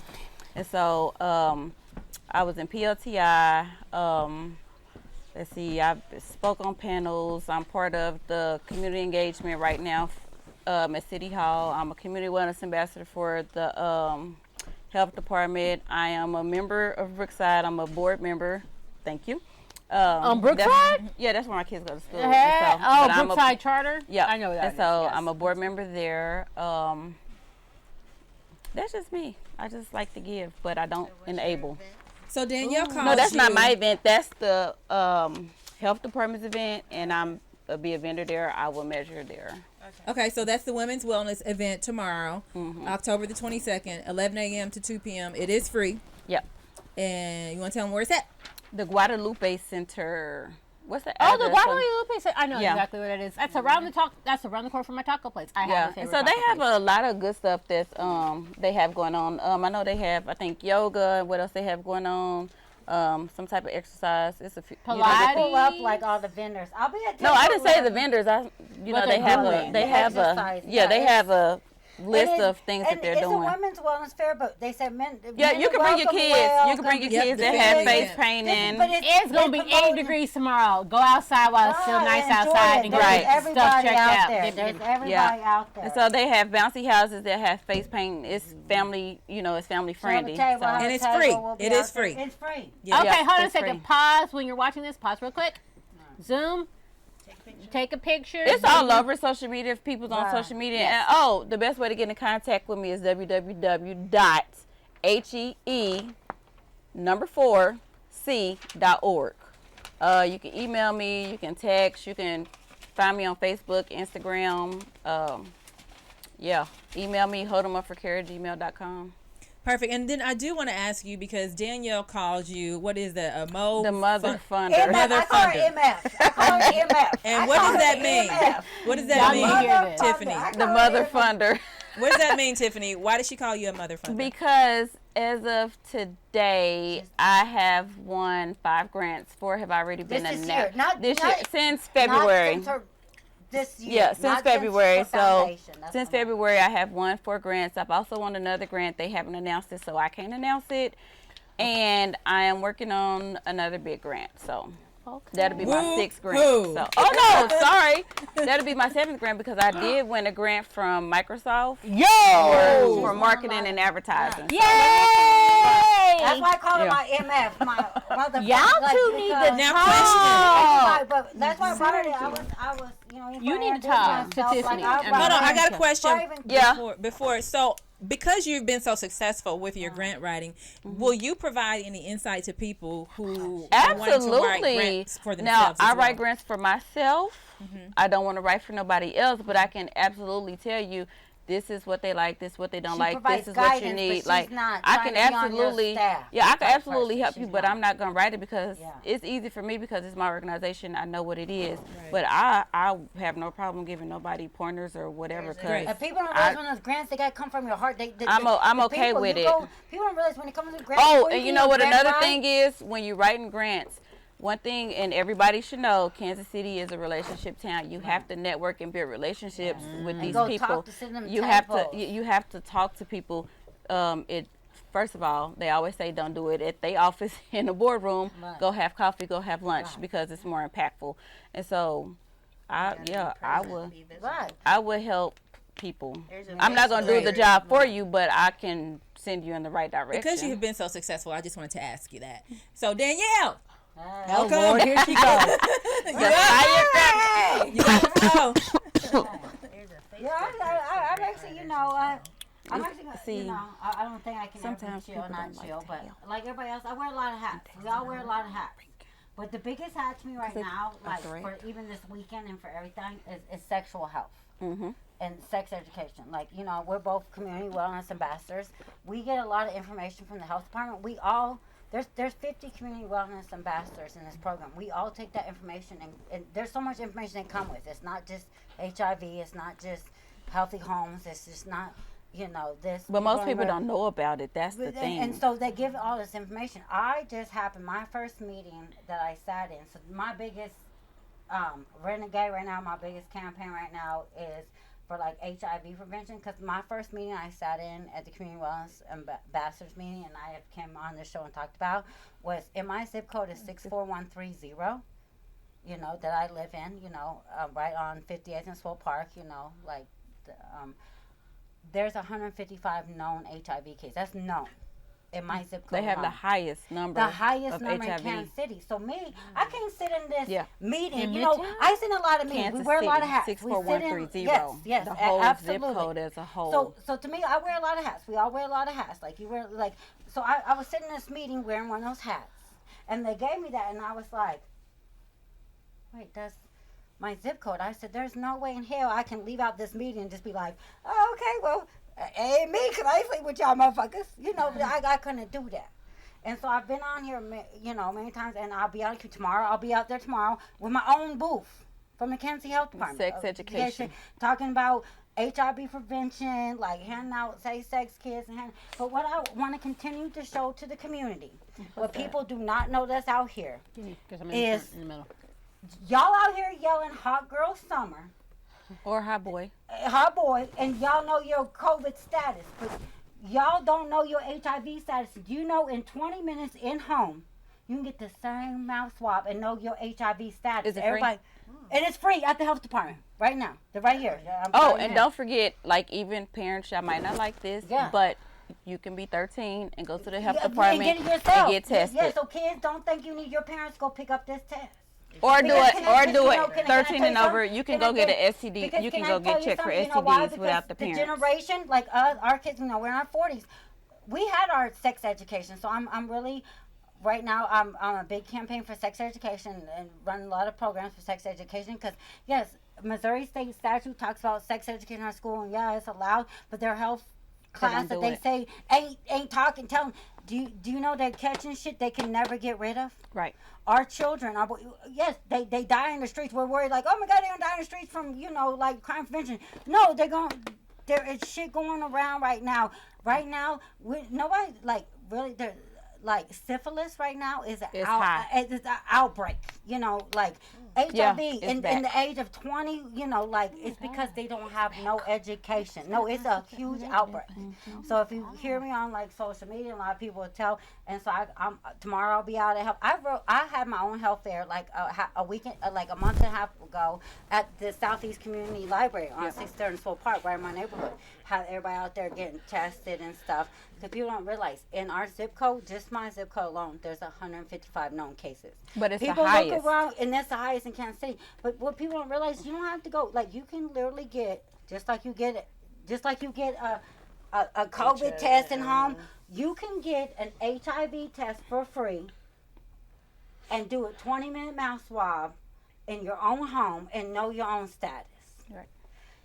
So, And because we got to stop, knowledge is power, and awareness and detection. Everybody wants to know their COVID status. We were all in our line knowing COVID will get over it. Yes, people died. And I can't say that because people get mad at me saying, well, people died of COVID. True. Okay, but can I tell you something? Once you get HIV, We've been dying for 20 You will live with it. Yeah, you'll live with it forever. Even though they got better medication, you won't get rid of COVID. You'll get rid of it in a week or two, maybe a little prolonged, maybe a little. Right. But once you catch this, in our younger generation, it is on the rise in Kansas City and around our nation, on the rise in our kids of the age of 23 right now, because they have a lack of sex education. And right now, you go to our health department for free and get a mouth swab. Know y'all Any health department office. Yes, Kansas Well, City Health Kansas City Health Department. Kansas City, well, The one At on the 24th Kansas and City Truce. Health Department, Yeah. it's 25th and Truce. Now, Yeah. this said, I just told y'all, I went to the doctor, got all my tests back. I am HIV negative. Yeah. And But knowing your status, I don't know nobody talking about hot girl summer, and you don't know your status. Personally, I don't run around. That's just, this is how I protect myself that night. But even if you don't run around, you can get And it. that's Somebody else can. You don't run around so the person you know with these relationships, kids. y'all need them. You know, the single folks that don't go out like that, y'all need them too. Everybody. Everybody. You think that Everybody needs one. To know their status. Everybody, we all know our COVID status to go hang out at our grandma's house for Thanksgiving, but nobody goes and knows their HIV status before they go Netflix and chill, before they go hot girl summer, before they go out here. Like, I don't understand that. It's free. And you can't go by the quote, oh, she looks clean. Woo, That makes me so damn angry. Now, here's the thing. I have a friend, I saw his YouTube video. He posted it on YouTube. His own coming out story, his own HIV status story.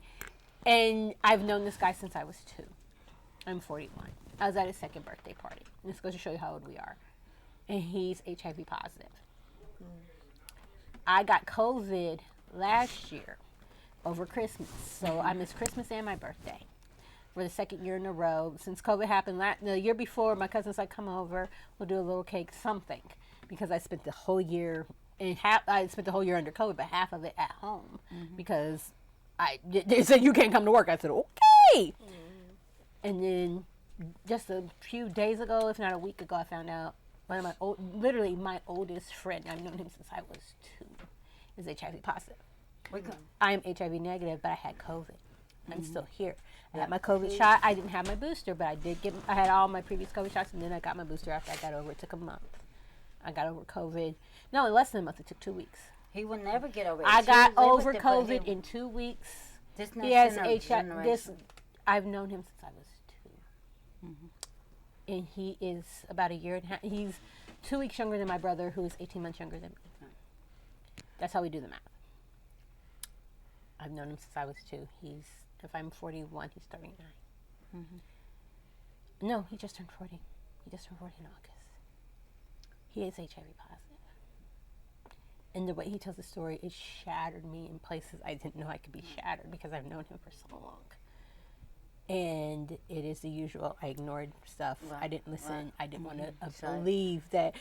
I remember the AIDS quilt in the 80s. We're all old enough to remember. But our kids, the next generation, we're not educating them. We're not educating my baby knows. I don't know about y'all. Our kids do, but not the not everybody's. The general, like you said, the general population. Yeah, they don't know how to take a proper bath. Sex education. They don't even know how to tie their shoes. So, so I remember when AIDS first broke out. I'm a child. I was born in 1980. I was born in 1980. Me too.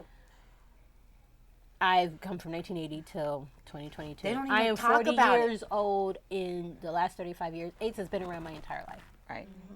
But they don't talk about it no more. In the last 35 years. So I'm here having the talk. So she's having the talk. This is free. We don't. It's free. And you don't have to go get a blood test. If you're not in Kansas City, go to your local health department. Go to your local health department. Not just get HIV tested. Know your status. Know your status. Not just your HIV status. You need all your all of your statuses. Yeah. Like I said, I just got my blood work done. My cholesterol is high. It's like I had 2 boiled eggs. You know what, Devin? You know what I tell people? People have the conversation of Netflix and chill. How do you feel so comfortable pulling up to someone's house, Netflix and chill, but you ain't been comfortable enough to have that conversation? Because last time you were tested. But let me tell you,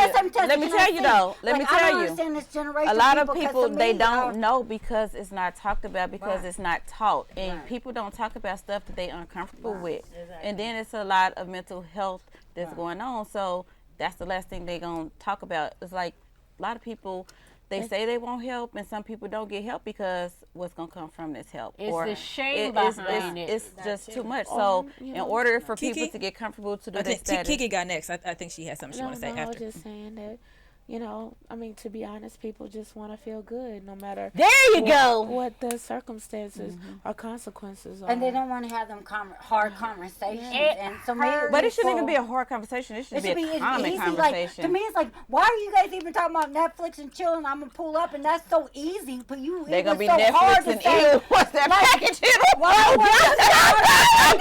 The last time you was checked, because I can show you my papers. I can show you my papers. But you know what? I do have a couple of questions. Chill to Netflix and you. The fuck I'm going to say. Yes. Listen, I do have a couple of questions. Okay. So when someone gets that at-home test, they're 13 or older, and it's positive, what do they do? Well, first of all, is there a number in there for them to call? Navigate them. Now there's all. Thank God that our federal government has realized since, of course, 70s, 80s, there's millions and billions of dollars that go into HIV.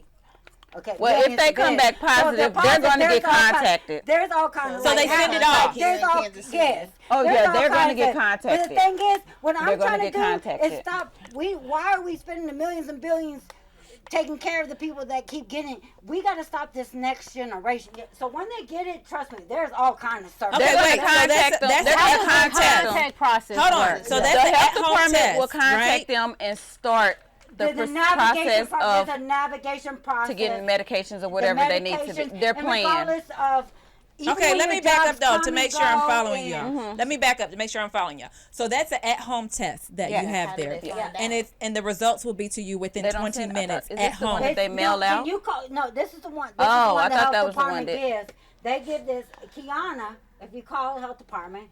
Kiana, I thought that was the one that you got to mail in the results. Kiana's the one that will you actually have to pick this up from Kiana. Okay, you pick that up. Health department. Mm-hmm. But because if you don't want to be there and do the blood test and wait. Well, so Kiana did this.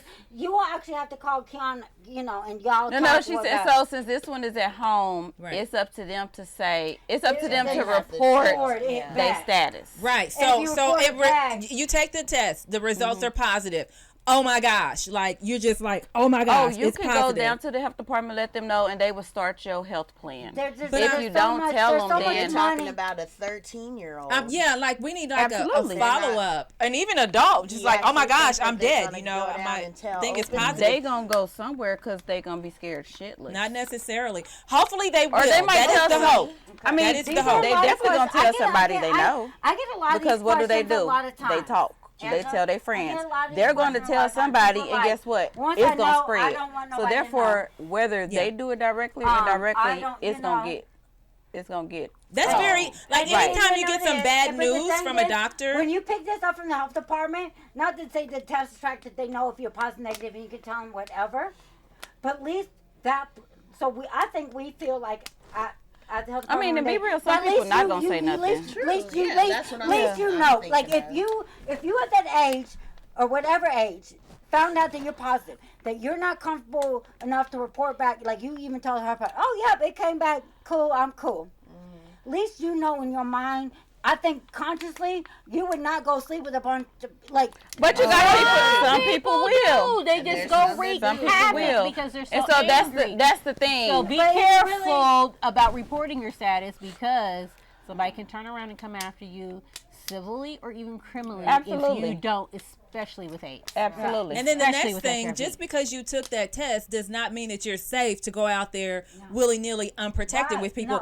Because how often do you have to repeat the test though? Isn't it like last I know? You can probably anytime unprotected sex. But guess what? There's also the PrEP pill. Y'all want to talk about the PrEP pill? Anybody heard about the PrEP pill? Yes, well, I heard about it. Okay, the PrEP pill. The PrEP pill is available to people that are HIV negative, which means you do not you've tested it's like negative, a preventative measure. But you might have multiple. Not to say I have multiple partners, but how am I to know the person that I talking to or with? Right.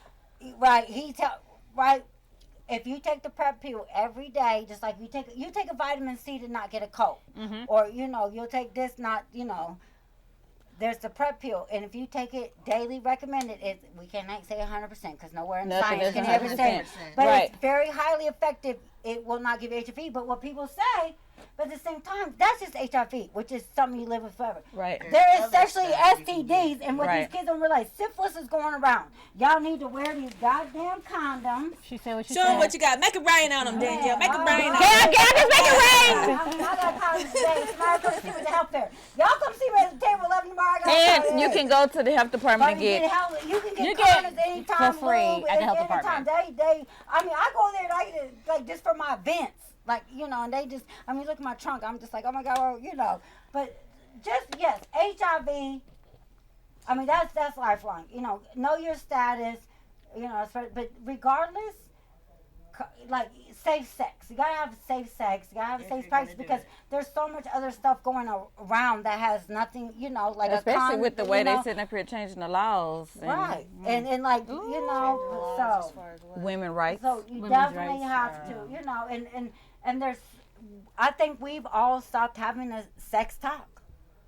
And the sex, I'm going through it because we're still going through puberty, so we have the talk on repeat. What is the sex talk like these days? Like, what is the sex talk? What is it? At my school district, they sent us, they tried to, we had like 2 blizzards in the same weekend, so it was ridiculous. But they did email all the parents at his school that have 4th and 5th graders. Mm-hmm. And the nurse told me, she's like, I wish it could be the whole school, but at least can we start in 2nd grade or maybe even third grade? She's like, I will take 3rd grade because there's a lot of stuff that happens in puberty. Most girls are starting sooner and sooner. I was 12 when I got my first period. Let me tell you what. I was 10. Unhealthy eating. That part of the kids will start puberty early. They will start puberty earlier than we've been. And when you say unhealthy eating, we got to be specific for the people that are listening out there. What are some examples of unhealthy eating? Processed food. Heavily processed food.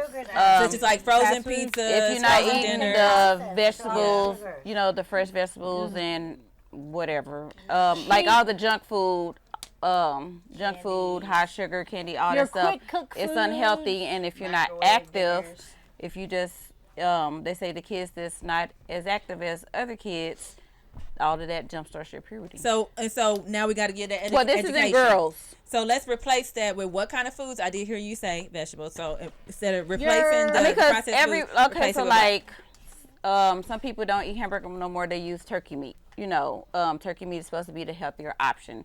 People don't eat ham. Some people eat fish. So, but the thing is, how many people can really afford to eat healthy? And that's the biggest problem with processed. Right. The government since the 70s, the processed food, we didn't have processed food growing up. Like they cooked it. We did. Like not. It wasn't affordable. It wasn't. That's the thing. Now it's the cheapest food. Our schools have switched to nothing but processed food. No, our school they eat school, bird food at them schools. They don't have a lot of healthy options. A lot of healthier options. There's sometimes the junk food and stuff like that jump starts puberty in girls. The behavior that jump starts, because I'm writing a paper on it now for my biology class, and it's unfortunate. 1980, in 1980, the year I was born, and I think you said you was right close to it. There was not one child on record in the United States to have type 2 diabetes. They're now in the 100,000s, and they promote that to nothing but the sugar content and stuff. And how your body our government has not blocked, like our government actually is embedded with those companies, and that's why our government won't even because step you know in when they talk about the changes. formula with these kids, these millennial kids, the formula, like look how different the bodies are compared to when we was growing up. The body types is so different. I will tell you this, like the foods that are banned in other countries. Why is it not banned here? That's what I don't understand. Just like I just learned recently that, Skittles. What about Skittles? Like Takis. They have lime. They have lime and they have chili powder in it. That causes liver damage. Too much. It has lead in it. Oh, wow.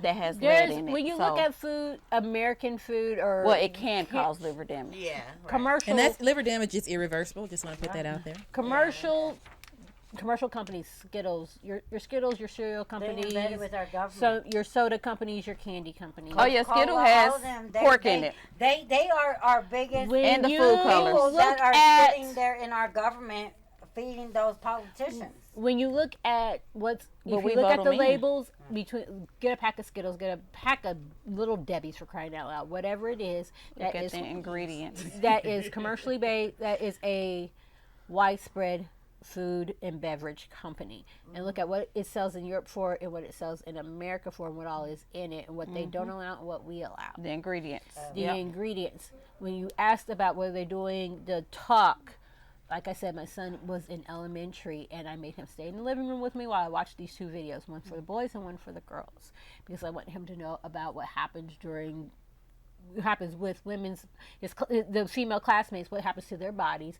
as they go through puberty. What are you going to see when your new friend at school is now in a puddle of tears for no reason in your mind? That's what I don't understand, why they separate them. Well, they did, to this day, from what I've been told about separating the kids, is you get those personal questions, the scary questions that they would never ask in front of the other sex. Now, I understand that. We're not like now that he, she, we all. That's like, why I like only do their measuring pronouns. with, it's only females allowed, but because it's already uncomfortable. So why would I want to make them more uncomfortable with the opposite sex? I'm talking about sex education. Because I want to have those conversations. About to get like, fucking syphilis. Girls are the only ones with breasts. I mean, they do, but it's like, I don't want you to sit up here and get measured and it's a boy there. Like, how it's already an uncomfortable situation, because it's really more about because when he was at his elementary, so as the school nurse, she was a female, and the gym teacher, who was a male. So he talked to the boys and talked to the girls, but for a little bit they did talk to them together. Some general questions, but we got the videos. What the kids were going to get as a presentation, the parents missed because of snow. It was 2 blizzards, like back to back. We could not go. It was too cold, so much stuff. It was winter. And so they do this in the spring for the 4th and 5th graders. And I watched the video, and I made him stay in the room to watch the video with me. And he was in, I want to say, 4th grade when it happened, maybe 5th. Whatever grade it was, of course, at that age, he really don't want to talk about it. He want to play with his toys. Right. I said, look here, little boy. You're gonna learn, because mommy's gonna go through some stuff. He's like, that happens to you? Yes, it does. It happened to you since when? Since I was 12.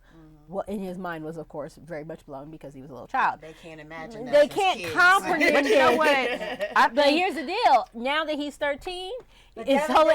No, hold on. Let me finish. Now that he's 13, I'm gonna tell this joke on my child anyway, because it's hilarious. I'll be like, mommy's on her period. You need to give me some space, and he'll give me some space, and he's like.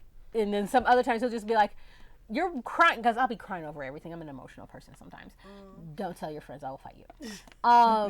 He would be like, are you on your, with all sincerity in his heart, he don't mean nothing by it. It's complete innocence. Are you on your puberty? Are you okay? And if I am, I want to die in the floor crying, laughing, because it's hysterical. Otherwise, I'm just like, no, and don't you ever die. Like, if he says it around, I did tell my mom, I was like, listen, if he says something about being on your puberty, don't correct him. Do not. I refuse. There's only so much innocence that I have left now. Do not correct him. It's the most hilarious thing in the universe. And he knows he can get a laugh at it. So if he ever sees you and you say something about it, he'll be like, all sincerity, are you on your puberty? I want to piggyback off of that. And I want to talk to her about, because that's puberty. I'm talking about, and I just want to talk to you. That's like puberty education. I'm talking about real sex education, showing people what this is what I was going to say. Really, can do and harm, and what our Missouri State statute, if you look up our Missouri State statute and what it says, that our children, not the 5th and 6th, like that's like puberty, yes, we need to know, but I'm talking about when we get into middle school, before they get to active, really letting them understand, because how many people have been to the health department or Casey Care or somewhere else, or had to bring their kids there because they didn't have that talk, and now they sitting there on the talk on the way there because they kid had to go right, but here's the thing though. This is it don't matter. I love y'all. I'll be right back. But it don't matter about the Missouri statute, the Cincinnati statute. It don't matter about no statutes whatsoever. No, the accountability goes back to the parents, because your school shouldn't have to teach your kids nothing about something that you should be talking to them about. So the parents got to be accountable. Parents, caregivers, who as safe adults have to be accountable. They have to take accountability. You don't need your school to teach your kids something that you should tell them. But every foundation, is. I mean, I know that, but still, that our kids ain't beat right. You know. I mean, because and then at the same time. Powered, but what do you want your school telling them? Like they come home telling you stuff like you should be able to sit down and have a conversation with your child. The school they're not responsible for everything that you're supposed to teach your child. True. So parents, caregivers, whoever have to take accountability for what is getting put into their kids' heads. But we have such a lack of like the programs and the communication compared to, you know. I mean, I understand that, but at the same time, you can't say, oh, the schools need to go ahead and teach them about sex education. Well, why you didn't? You your child's first teacher. Yeah. Right. Well, somebody's got to do it. Everybody knows me, and just like everybody got to do it. And I do want to say, it's not like the school's the responsibility. It's not the teacher's responsibility to we raise. We all know each other because we're parent power first, and we come from PTL, and we're parent power first. And before that, I was. That's for me. That's common sense. It's so sad. But hold on, the thing about it is, so many kids that I know. You know, I sat the other day in back to school night at De La Salle, and they was telling me how they have this whole program at Slope Health for pregnant teens, and I was like, oh hell. I said, what the fuck we got before they get pregnant?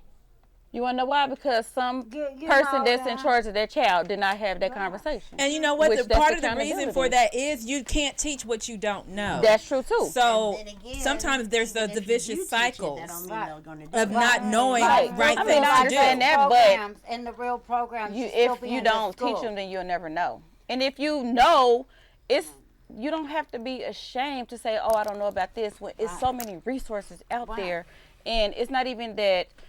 It's not resources out there. People don't know how to get to those resources. And that's a problem because it's plenty of resources. You can get a resource for almost anything, but if they don't know how to do it, then...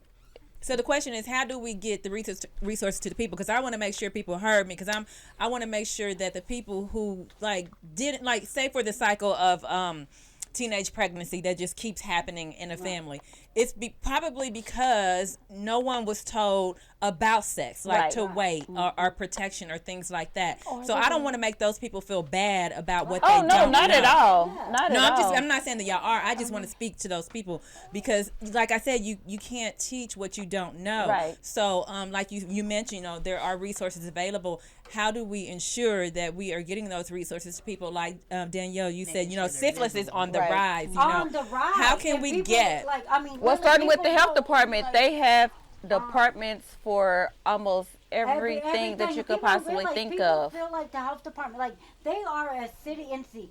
Our health department, what people don't understand, our health department is whatever Kansas City, if you lived in another city or you live in Platte County, you go to Platte County or Clay County, your health department's going to look a little different than Jackson County, in Kansas City, is because what we deem as a health crisis in Kansas City is different than this city, than that city. Yeah. And there's certain things in our city that we have deemed as a health crisis. Most people think our health department is for immunizations and shot records and birth certificates. No, and they do, it's so much more. They do healthy homes, lead homes. What's healthy homes? Healthy homes is if you have especially the rental inspection program, which is well, go ahead. Here, we want the Let's Safe Home. And so you all, of course, the health department does the community outreach. It's up to the community to meet you halfway by showing up either to the health department or to the community event. Or look at schools. They have family liaisons. They have parent liaisons. They have resources. Connect with those people. And a lot of times, that the healthy homes?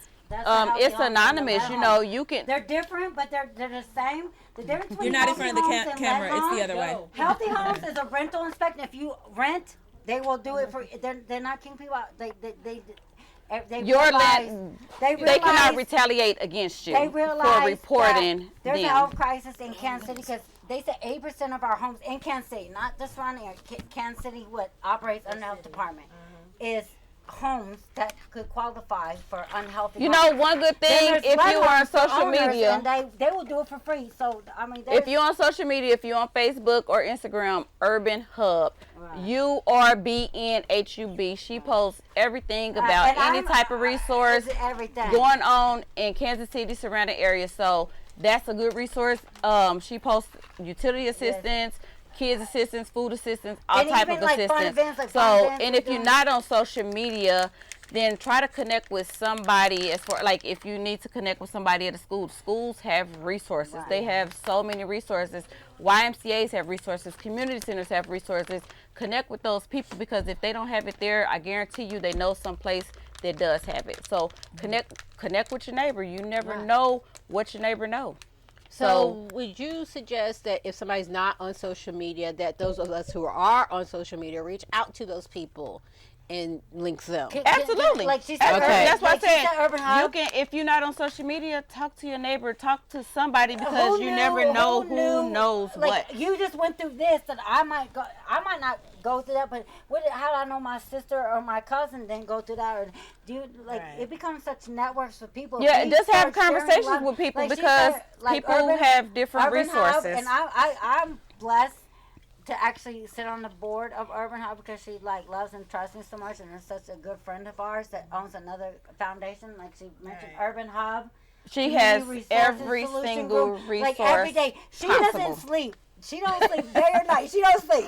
She But, y'all need to eat. Y'all need a Coke. Y'all need like a grant. Y'all I need her to go take a nap. No, she'll take a nap, but she's not gonna take a long one. So, hey, I mean, those are resources. That's what I said. That was her community partner, and she just got the Shoemaker Award. If y'all know what Shoemaker Award is, She got a grant. Okay. She got a grant. But I have no idea. But Shoemaker, She got a grant. That's a really special one, because not everybody gets. A lot of people don't get all grants. Like, it's a good foundation in Kansas City, and she was able to apply, and she was awarded a multi-year grant. Who is this person? Okay. All Urban she did Hub. was share It's Urban Urban Hub. Hub. All she did was share resources She don't want her with name people. out. Bet. She don't want her name out, but Because there's so her many group because- is. No, it ain't because she doesn't want people to know who she is. But her group is Urban Hub on Facebook and Instagram. They even post about your kids going to college, about ACT prep, about college prep, Everybody everything. right now look But her up. that's a I'm on- resource. That's But what we I'm need to on talk her about. board. Yes. That's a resource. And I'm so blessed to actually be on that board for her. She asked me Yeah, one she's a day- board member too. She asked me to be a board member. I couldn't believe it. I was like, "Why you have me?" She's like, "Well, girl, you know." She's networking. She knows who Well, needs she's to gonna be be on my out board there too, on the thing. but my So thing that's is, why you got to ask. How she started it? She said, she's like, I wonder sometimes how I was going to eat. So I thought to myself, well, how would I know if my neighbors know how to eat sometimes? And there's so many resources out there. How do we share them? We talk about share resources. And that's how she started. And Yeah, even the libraries, they have resources listed. You can walk up to the library and get all different type of flyers. Those are resources. So it's like you got to connect yourself. Don't be scared to call them. Don't be scared to email them. Don't be scared to go So when you into see, the establishment. when we see this, like when we say like Healthy Homes in the lead KC, like don't be scared to call them, because they are actually So Healthy Homes is, you can call the health department Healthy Homes, and they will come out and they will do an inspection And to they make will actually sure hold your landlord is doing what they're supposed to do. So like if you have mice, that's deemed an unhealthy home. That's part of the health department. That's part of the health Unhealthy department.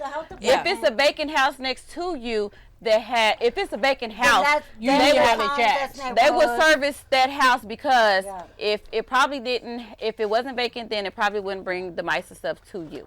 And you said the landlords are not allowed to retaliate. They are not. They can't, and they can't, and They guess are what? not. They actually get a little bit of time to fix it. If it's deemed so They have unsafe, right. They'll put them in some other place. There's been situations that they just couldn't stay there. There's mold. Okay, the mold. Mold. No running water. It's so much there's a stuff. whole list, but it's because Kansas City, and you know what, for generations since the 70s, I call it back to 70s, at least I can remember the 70s, 80s.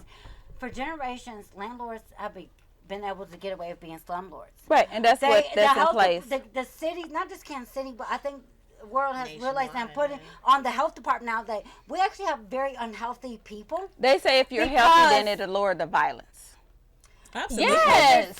There's so many people are so unhealthy. Healthy mentally, financially, yeah. Absolutely. And so these are real programs that are Right. not deemed they're for the people. The Lead Safe KC. So if That's you are a homeowner, and then you just say you have a kid under 6 in your home, they'll come. You just can't say that. 12,000. When you submit the application, if you're a homeowner, you have to have A kid under 6. if a kid frequently visits your house that's under 6, that's will. one qualification. That's The income qualification, and so They will come out. They'll do an inspection. The application, she said, takes about 6 months. But they will come in. They will do siding. They will do windows. They will do porches, like everything for your house. If you are a tenant, the only thing is your landlord is responsible for 40% of the cost.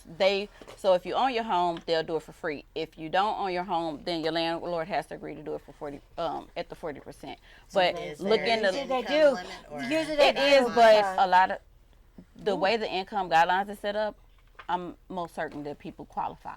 Drop that information again for the Healthy Homes, please. Everywhere. Drop that what's the contact number or website for the Healthy Homes? Because it's about time for us to wrap up. Okay. But I do want to make sure that everyone has that information. Well, they just need to contact the health department. Okay. Yeah, Kansas City Health Department. If it's not Kansas City, contact your local health department. But it also this comes in English and also in Spanish. Yeah. But so for these two ladies that are going to be down at the Guadalupe Center tomorrow. You can send your Latino friends and family to go talk to them. If not them, a translator. 11 a.m. to 2 p.m. for the free event for women and their families, right? I'll be anything else you want to cover in the next 5 seconds? Well, I would like for us to go around, starting with Kiki. I want to ask you, do you feel that you are in your purpose? Yes, no, whatever that answer is. And then I would like for you to please give some insight or encouragement to people about what does purpose mean to you? Because I'm really big on purpose. And I'd like for you to just share, like, what does purpose mean to you? Yeah, well, that's a very heavy question. And I don't know necessarily if I'm ready for that one, but I think I'm still actively finding my purpose. I mean, I think that we're all gifted to do different things. Purpose is like your life journey. That's what, you're meant to do. And I feel like I'm doing things that could lead me to my purpose, but my overall purpose, I'm not sure yet. But my encouragement to anybody is just do it. Whatever it is in your heart that you feel convicted to do. Don't be scared. I mean, you only live once.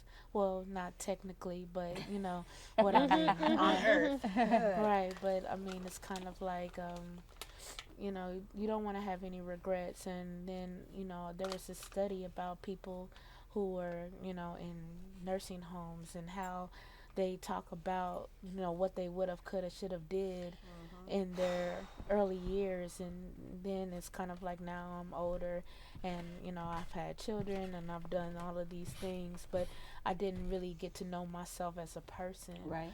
And I think that your years here, you should dedicate time to self-exploitation, whatever that looks like for you. Oh, and please drop your contact information so people can keep up with you. Photographer lady. Yeah, so I'm on Facebook. My name is Kiana Saffold. My business is On One Click Productions. Okay. I also have a media company called Killian Media, which is also on Facebook. Instagram is On One Click LLC. My website is ononeclick.net.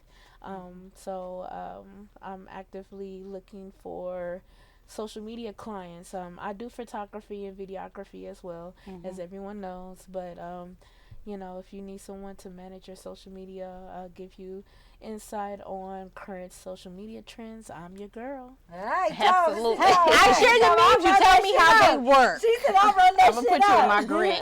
Look, I need to pay Kiki to run that shit up. Angela,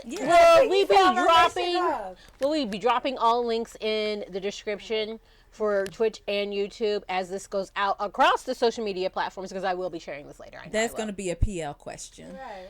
Yeah. Boy! I just saw you 5 minutes ago. Look at me. And I got to say, this chat, they've been in the chat. This monitor. I just went upstairs. Regards to upstairs. Somebody said something about the mojito. I think that means it's good. So, Kiki, I got to ask you, do you have any upcoming events that you would like for people to know about? Let me see. Check your calendar. In your head. Where's your phone? You're on your phone. It's in your hand. So there. I love that case. So let me see. I have a lot of private events, and just because I think now that I'm kind of like a little bit more established, I'm more by referral than anything else. So I don't have any current events coming up. But once again, if you need social media assistance, I will have a class in November and December. How much? That with us. How so much we can is share it? with all our It's community. $25. What I will be doing is sharing social media do's and don'ts, tips and tricks, and also giving you information on how to do a social media calendar, and also give you a 30-day guarantee. So is the sign up open yet?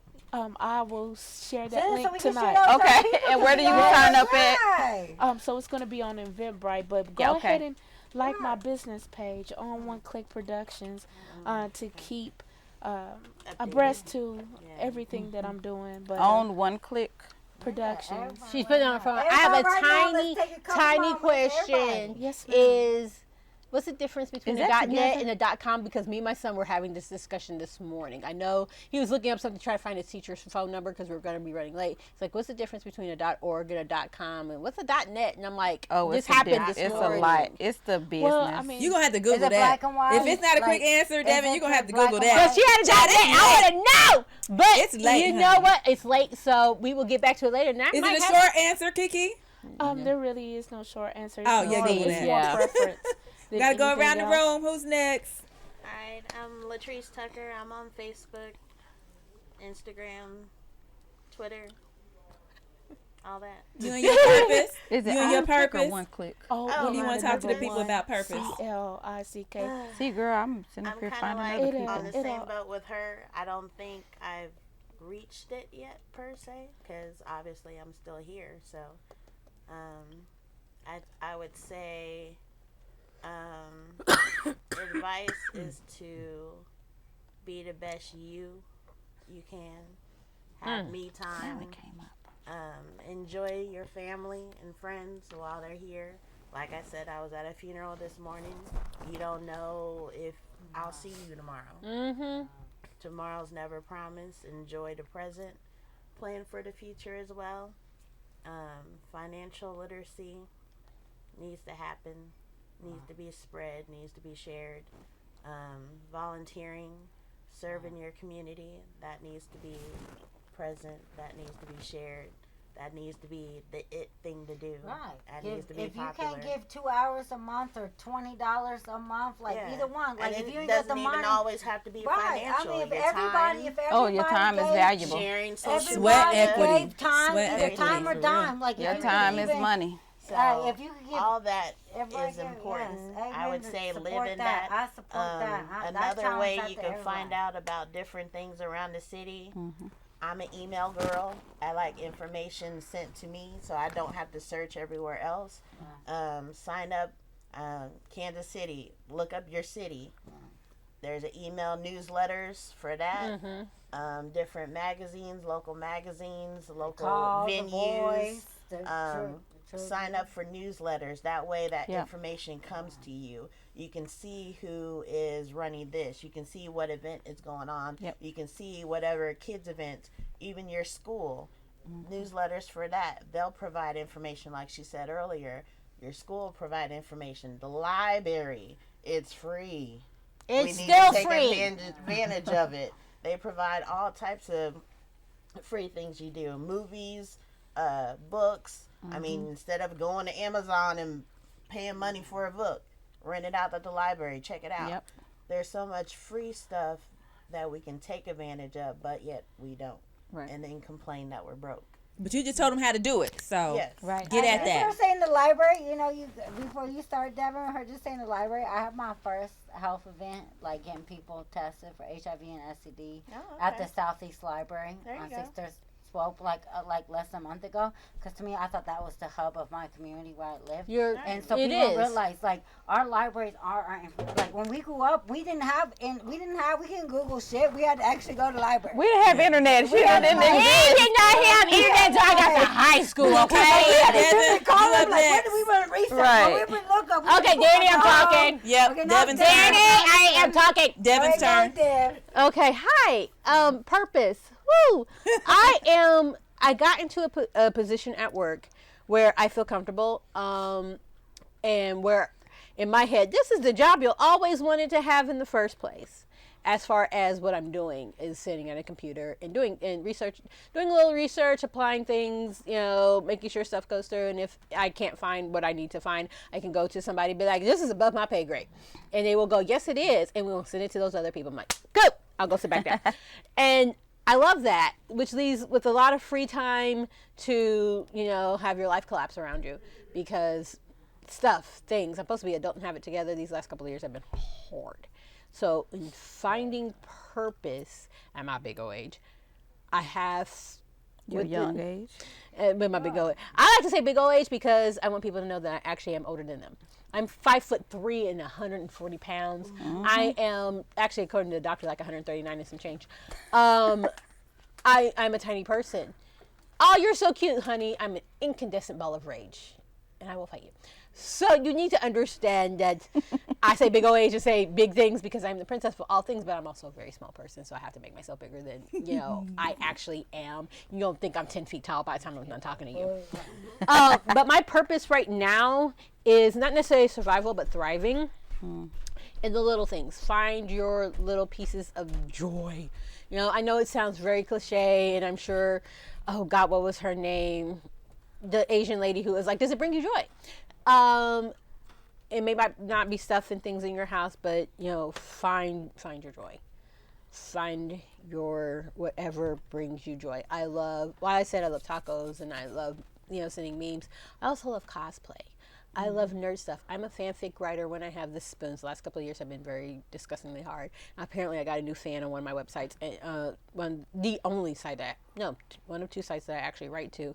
I'm like, somebody likes me. I wonder what's going on over there. Why are you liking all my stuff? Right now, it's the short stories, so it's quick things you can get through because my long stories tend to be over 100 chapters, over a couple thousand words. That's my goal is, write at least 1,000 words. And over 1,000 posted to the little fanfic site, and all the little fans go wee, and that for the longest was such a joy in my life because things again were collapsing. Right now, while I can't physically bring myself to write because life is happening, COVID brain. I have found a good girl, and I've had COVID, so COVID brain's a thing. When I can feel like I've accomplished at least one little thing, you wash the dishes. You put your clothes away. You clean the tables. You got to work on time. That one really needs to be worked on. The car, I need an oil change, so I'm going to get that taken care of. Those little, just accomplishing the smallest tasks bring me such joy. And my purpose right now is to get this kid through high school. That's my long goal purpose, to get him through high school. And, hold my sanity together because puberty is hitting and everybody has something to say. Right. He's having things to say about himself. Now, I've always let him be a free speaker. When you have ADHD and your child has ADHD, that can lead to a lot of chaos. But as he's gotten older, when I say my long goal is to get him through high school, is to help him develop his voice. And to stand up for himself and for people to actually believe him, because the other side of that is like, I say I will fight you, so will he. If you come at his mama, that's the little boy thing. But still, there's a piece of my child who's like, you're not listening to me. I'm going to start throwing the things. You're not listening to me. I'm going to start hitting the things. I'm going to start acting out in ways that are completely opposite of what you think I should be acting right now to get your attention to listen to me. You have to develop that voice before you send that child out into the world. Now, my son is biracial and he's very white passing. So there's going to be a lot of stuff he can get away with until I show up as a black mama. And then it's like, oh, this is why you're acting like this. So that's my long goal purpose. My purpose right now in the moment is to, chillax, have a good laugh, reach out. Y'all give me a gazillion resources that I need myself right now. And so that's why I was like, can we drop these links in the description box? We'll ask because, sweetheart, PL! I was just upstairs to go to the bathroom. Boy, I already had to pee. Don't, I'm yelling. He knows it's you. He knows it's me! Hey, we're upstairs watching us right now. The Lawnarchy, Jamel, Okay, we got to move on to Tiffany. You know, DJ Rockwell and PL are upstairs watching us right now with some friends, and But the fact they you let put it in the description box. He'll put it. The Tiffany, fact they let you us up next. Okay. and Danielle, everybody take Tiffany's over going to share. So real me, quick. I need your water is what I need. there's a new one. See, she got you, boo. I am living in my purpose. I haven't fulfilled my purpose. Oh, this is my passion. The fact that you're the So- only person on the planet to be doing this right now, too. I'm not, well, that part, yeah.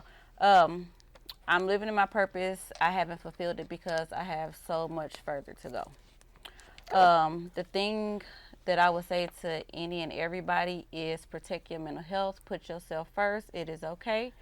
Just like on the airlines when they say put the oxygen mask on yourself, because if you don't, you're going to run out of breath trying to save somebody else next to you. Take care of yourself first, because if you can't take care of yourself, people, I'll put my kids first. Well, if you're not healthy, then you're not giving them your best. So take care of yourself first. It is okay to not be okay. It's okay. There's nothing wrong with it. So take care of yourself first so you can be better for your children. Or if you don't have children, you can be better for yourself. Woo! So self-care. She said the thing I wanted to say. I love her. Go, Danielle, because you know you can. Okay, so my purpose in life right now, I don't even know why Lord put me in this purpose in life. And I'm sure everybody that listens to me speak a lot of times look back at me and the life I have lived up to where I'm at. And like, how is she going to speak about that type of stuff? Because she's been probably most at risk or most at, you know what I mean? Like, how is she... And I don't know, the Lord, you know, brought this to me. So my purpose in life is, like you said, I'm all clear. But you know, like I've probably, and I'm saying we all probably have put ourselves at risk. We don't know if we all clear. Absolutely. And I don't, you know, I'm blessed that I'm all clear. But the Lord has really, I don't know. Every time I try to walk away from this space, He's like, no. He puts me in another space to sit here and have this safe sex talk with people and to know your status with everybody and the people. So my purpose in life right now is we don't need to repeat like every time there's something that, you know, we overcome of suppression, they will find another reason to, you know, like we know, like let's knock this off. Like, why do we want to be yet a community again being, you know? And so let's everybody just know our status, you know. And then once you know your status, there's pills to not get stuff. There's also protection to not get stuff. Like let's be safe. Yes. And so my purpose right now in life, and I don't know why it is that, because I'm sure there's a lot of people that watch this and be like, she's talking about same thing. She's talking about, you know, like, why is she talking about it? Like, I don't know, Lord, He really brought me to this space recently, and I can't get over it, and I can't stop talking about it, and there's so much stuff that, you know, there's so much preventative measures now in place than when I was, you know, than our generation. Exactly. And we can't have another generation that's going to be taken out by stuff they can't get rid of. Like, this is stuff you can't get rid of. You know, there's other stuff you eventually, if you do the right precautions, even treatable. Diabetes, treatable, or you know what I mean, once you get this, it's you live with it forever. So what advice you got? They ask for my purpose in life. My purpose right in life is just keep telling people to know your status. Know your status. Be informed.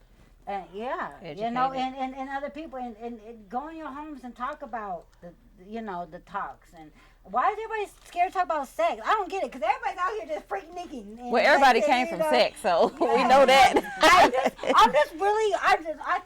just don't understand why we all, like, when I sit here and I go. I mean, because you don't know the traumas that they've been through. Yeah, and there's some physical trauma, some mental trauma, right? Some spiritual trauma. Right. That's what prevents a lot of people from talking about it. Is church hurt, spiritual trauma, judgment behind it. Now, my mama is saved, sanctified, and filled with the Holy Ghost and the mighty power of God. Don't. I fight people. She got Jesus on her side. That said, because I've been churched, I know a lot of people who will never talk about things, who will never get tested, who will never do anything because of the shame religion has brought on them. So when you're like, why are we still having these discussions? My mama was like, oh no, we're going to have this talk. But we're going to have a whole nother generation. Like right now, if you look at the studies, like even in my zip code alone, 64130. Like I know. Like, y'all have the highest cases in Kansas City. Yes. That's known. 155 known just for zip. No, sweet Jesus. That's known. That's just known. That's just known. Right. That's just known. In my zip code, and I'm like looking around, and like I'm talking to my, I got a daughter at UMKC, and a son. It's for one thing. But shit, if that's just and the it's known, like, think of the ones that's not reporting like, to stick on everybody else. That will make them. The mental will stay, the substance abuse will stay, we really got to start having sex talks and, be real about it. In our homes. But that's if why you I said if you are parents, you have kids, you have them, they came from sex. Some of them won't, some of them will. So listen, Tiffany, did you leave your contact information after you talked about purpose? No, I had left it. Okay, so you can reach me at www.heu4c.org. That's the letter HEU4C.org. Or holdemupforcare@gmail.com. You can find me on Facebook and Twitter at holdemupforcare. You go to the website, you can send messages from there, or you can text or call us at 816-892-0749. If you leave a message or a text, please allow 24 to 48 hours for a response. Keep going. Yes, we're trying to help you. Come to fair tomorrow. Also, I will be at the Women's Wellness Fair tomorrow measuring. I will not be providing bras at that moment, but you will always be able to get in contact with us to get bras. I have a building hub at Sunrise Christian Academy. You have to look it up because the address is not in my head, but that's the third Saturday of every month from 12 to 2. Perfect. Now, Danielle, please leave your contact information as well, if you would, please. It's just Danielle Holcomb on Facebook. Okay, that's where they follow you and keep up with everything. So your profile is open to everyone. I could just put you in the thing and you'll pop up. Danielle. Yeah. Okay, because some people even though I share all the memes, Angela sees all the memes. I have a lot of passions. For resources, Urban Hub on Facebook. Thank you for and Instagram is URBNHUB, all one word. Okay. All right, ladies, I want to thank y'all so much for being part of Ladies Night. It has been great. I'll just quickly share. I think that wherever I am is where I'm right, where I am supposed to be. And I think that everything that has happened to me for a reason, not just for myself. Well, really not for myself. It's to help others, because it takes one to know one. Absolutely. So I like to make it known, no matter what you have done to me, no matter what I have done, I will receive everything that God has for me. Mm-hmm. And my purpose is to send that message. My name, Angela. All of our names have meaning. If y'all don't know what y'all name means, please look it up. My name, Angela. It means messenger of God. I don't take that lightly. I am not perfect. I am godly and gangster. Yes, that is another one of my brands. Thank you. Please drop the brand. I love that. Godly and gangster. It is allowing God to be the head of your life and gangster about your purpose. That I definitely am, and I encourage everyone to be the same. That is being passionate, and I know, Danielle, you're very passionate. Each and every one of you ladies are passionate about everything that you do. It's being passionate about it. It's about believing in yourself. It's going after that shit, because that's what I do. Because it's not about me. It's about my son. It's about his future wife. It's about my parents. It's about leaving a legacy. It's helping those young girls and young boys who don't have the help. And if I can prevent them from making some of the mistakes that I did, or if there's any way that I can help, that's what I do. And so, like I said, right where we are, I believe is right where we're supposed to be. No, I'm not done. I believe we can have more than one purpose at one time. Of course, they change. I believe that. Mm-hmm. So Angela believes. I ask y'all to believe in yourself in everything that y'all do. Again, we talked about earlier about not giving up. I need you to believe that things will eventually get better. I don't know when. I don't know how. I am living proof, and I know that these ladies here too. are living proof that things do get better. Absolutely. And they are servicing our community to help things get better. So if you want to book me to MC your event, AngelaBelieves.com. If you want to buy my brand, Godly and Gangsta, I got t-shirts, long sleeves, and hoodies. That is GodlyGangsta.com. You can follow me at Shop Godly Gangsta, Facebook, Angela. And I want to show some love to Roblo, The Star, and Miss Cush, the videos that were played earlier, along with Miss Nicole. There are some artists out here in Kansas City who are doing some major things. So shout out. Yes. Clap, clap, clap, clap. Yes. Shout out to our ladies who are out there doing some things. And of course, if you paid attention to the Prelude earlier, if you were with us, that was DJ MoHeat with the mix that we heard. And again, I have to give thanks to the whole crew here, PL, DJ Rockwell, and Jason, for opening up the mic for us ladies to say whatever. Yeah. I did talk about the fantasy league. Right. Because we got to do whatever it is that we wanted to do. What the fuck it is, whatever it is we wanted to do. I got to sit on the couch and be cute. And yes, Jason, I talked about the fantasy league. I am the only girl in the fantasy league. Hey. Please send help. I do not know what I'm doing.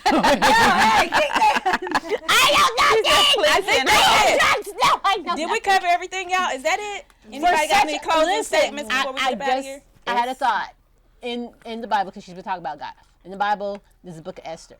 Mordecai told Esther, for such a time as this. For such a time as this. So, a regular thing, because, it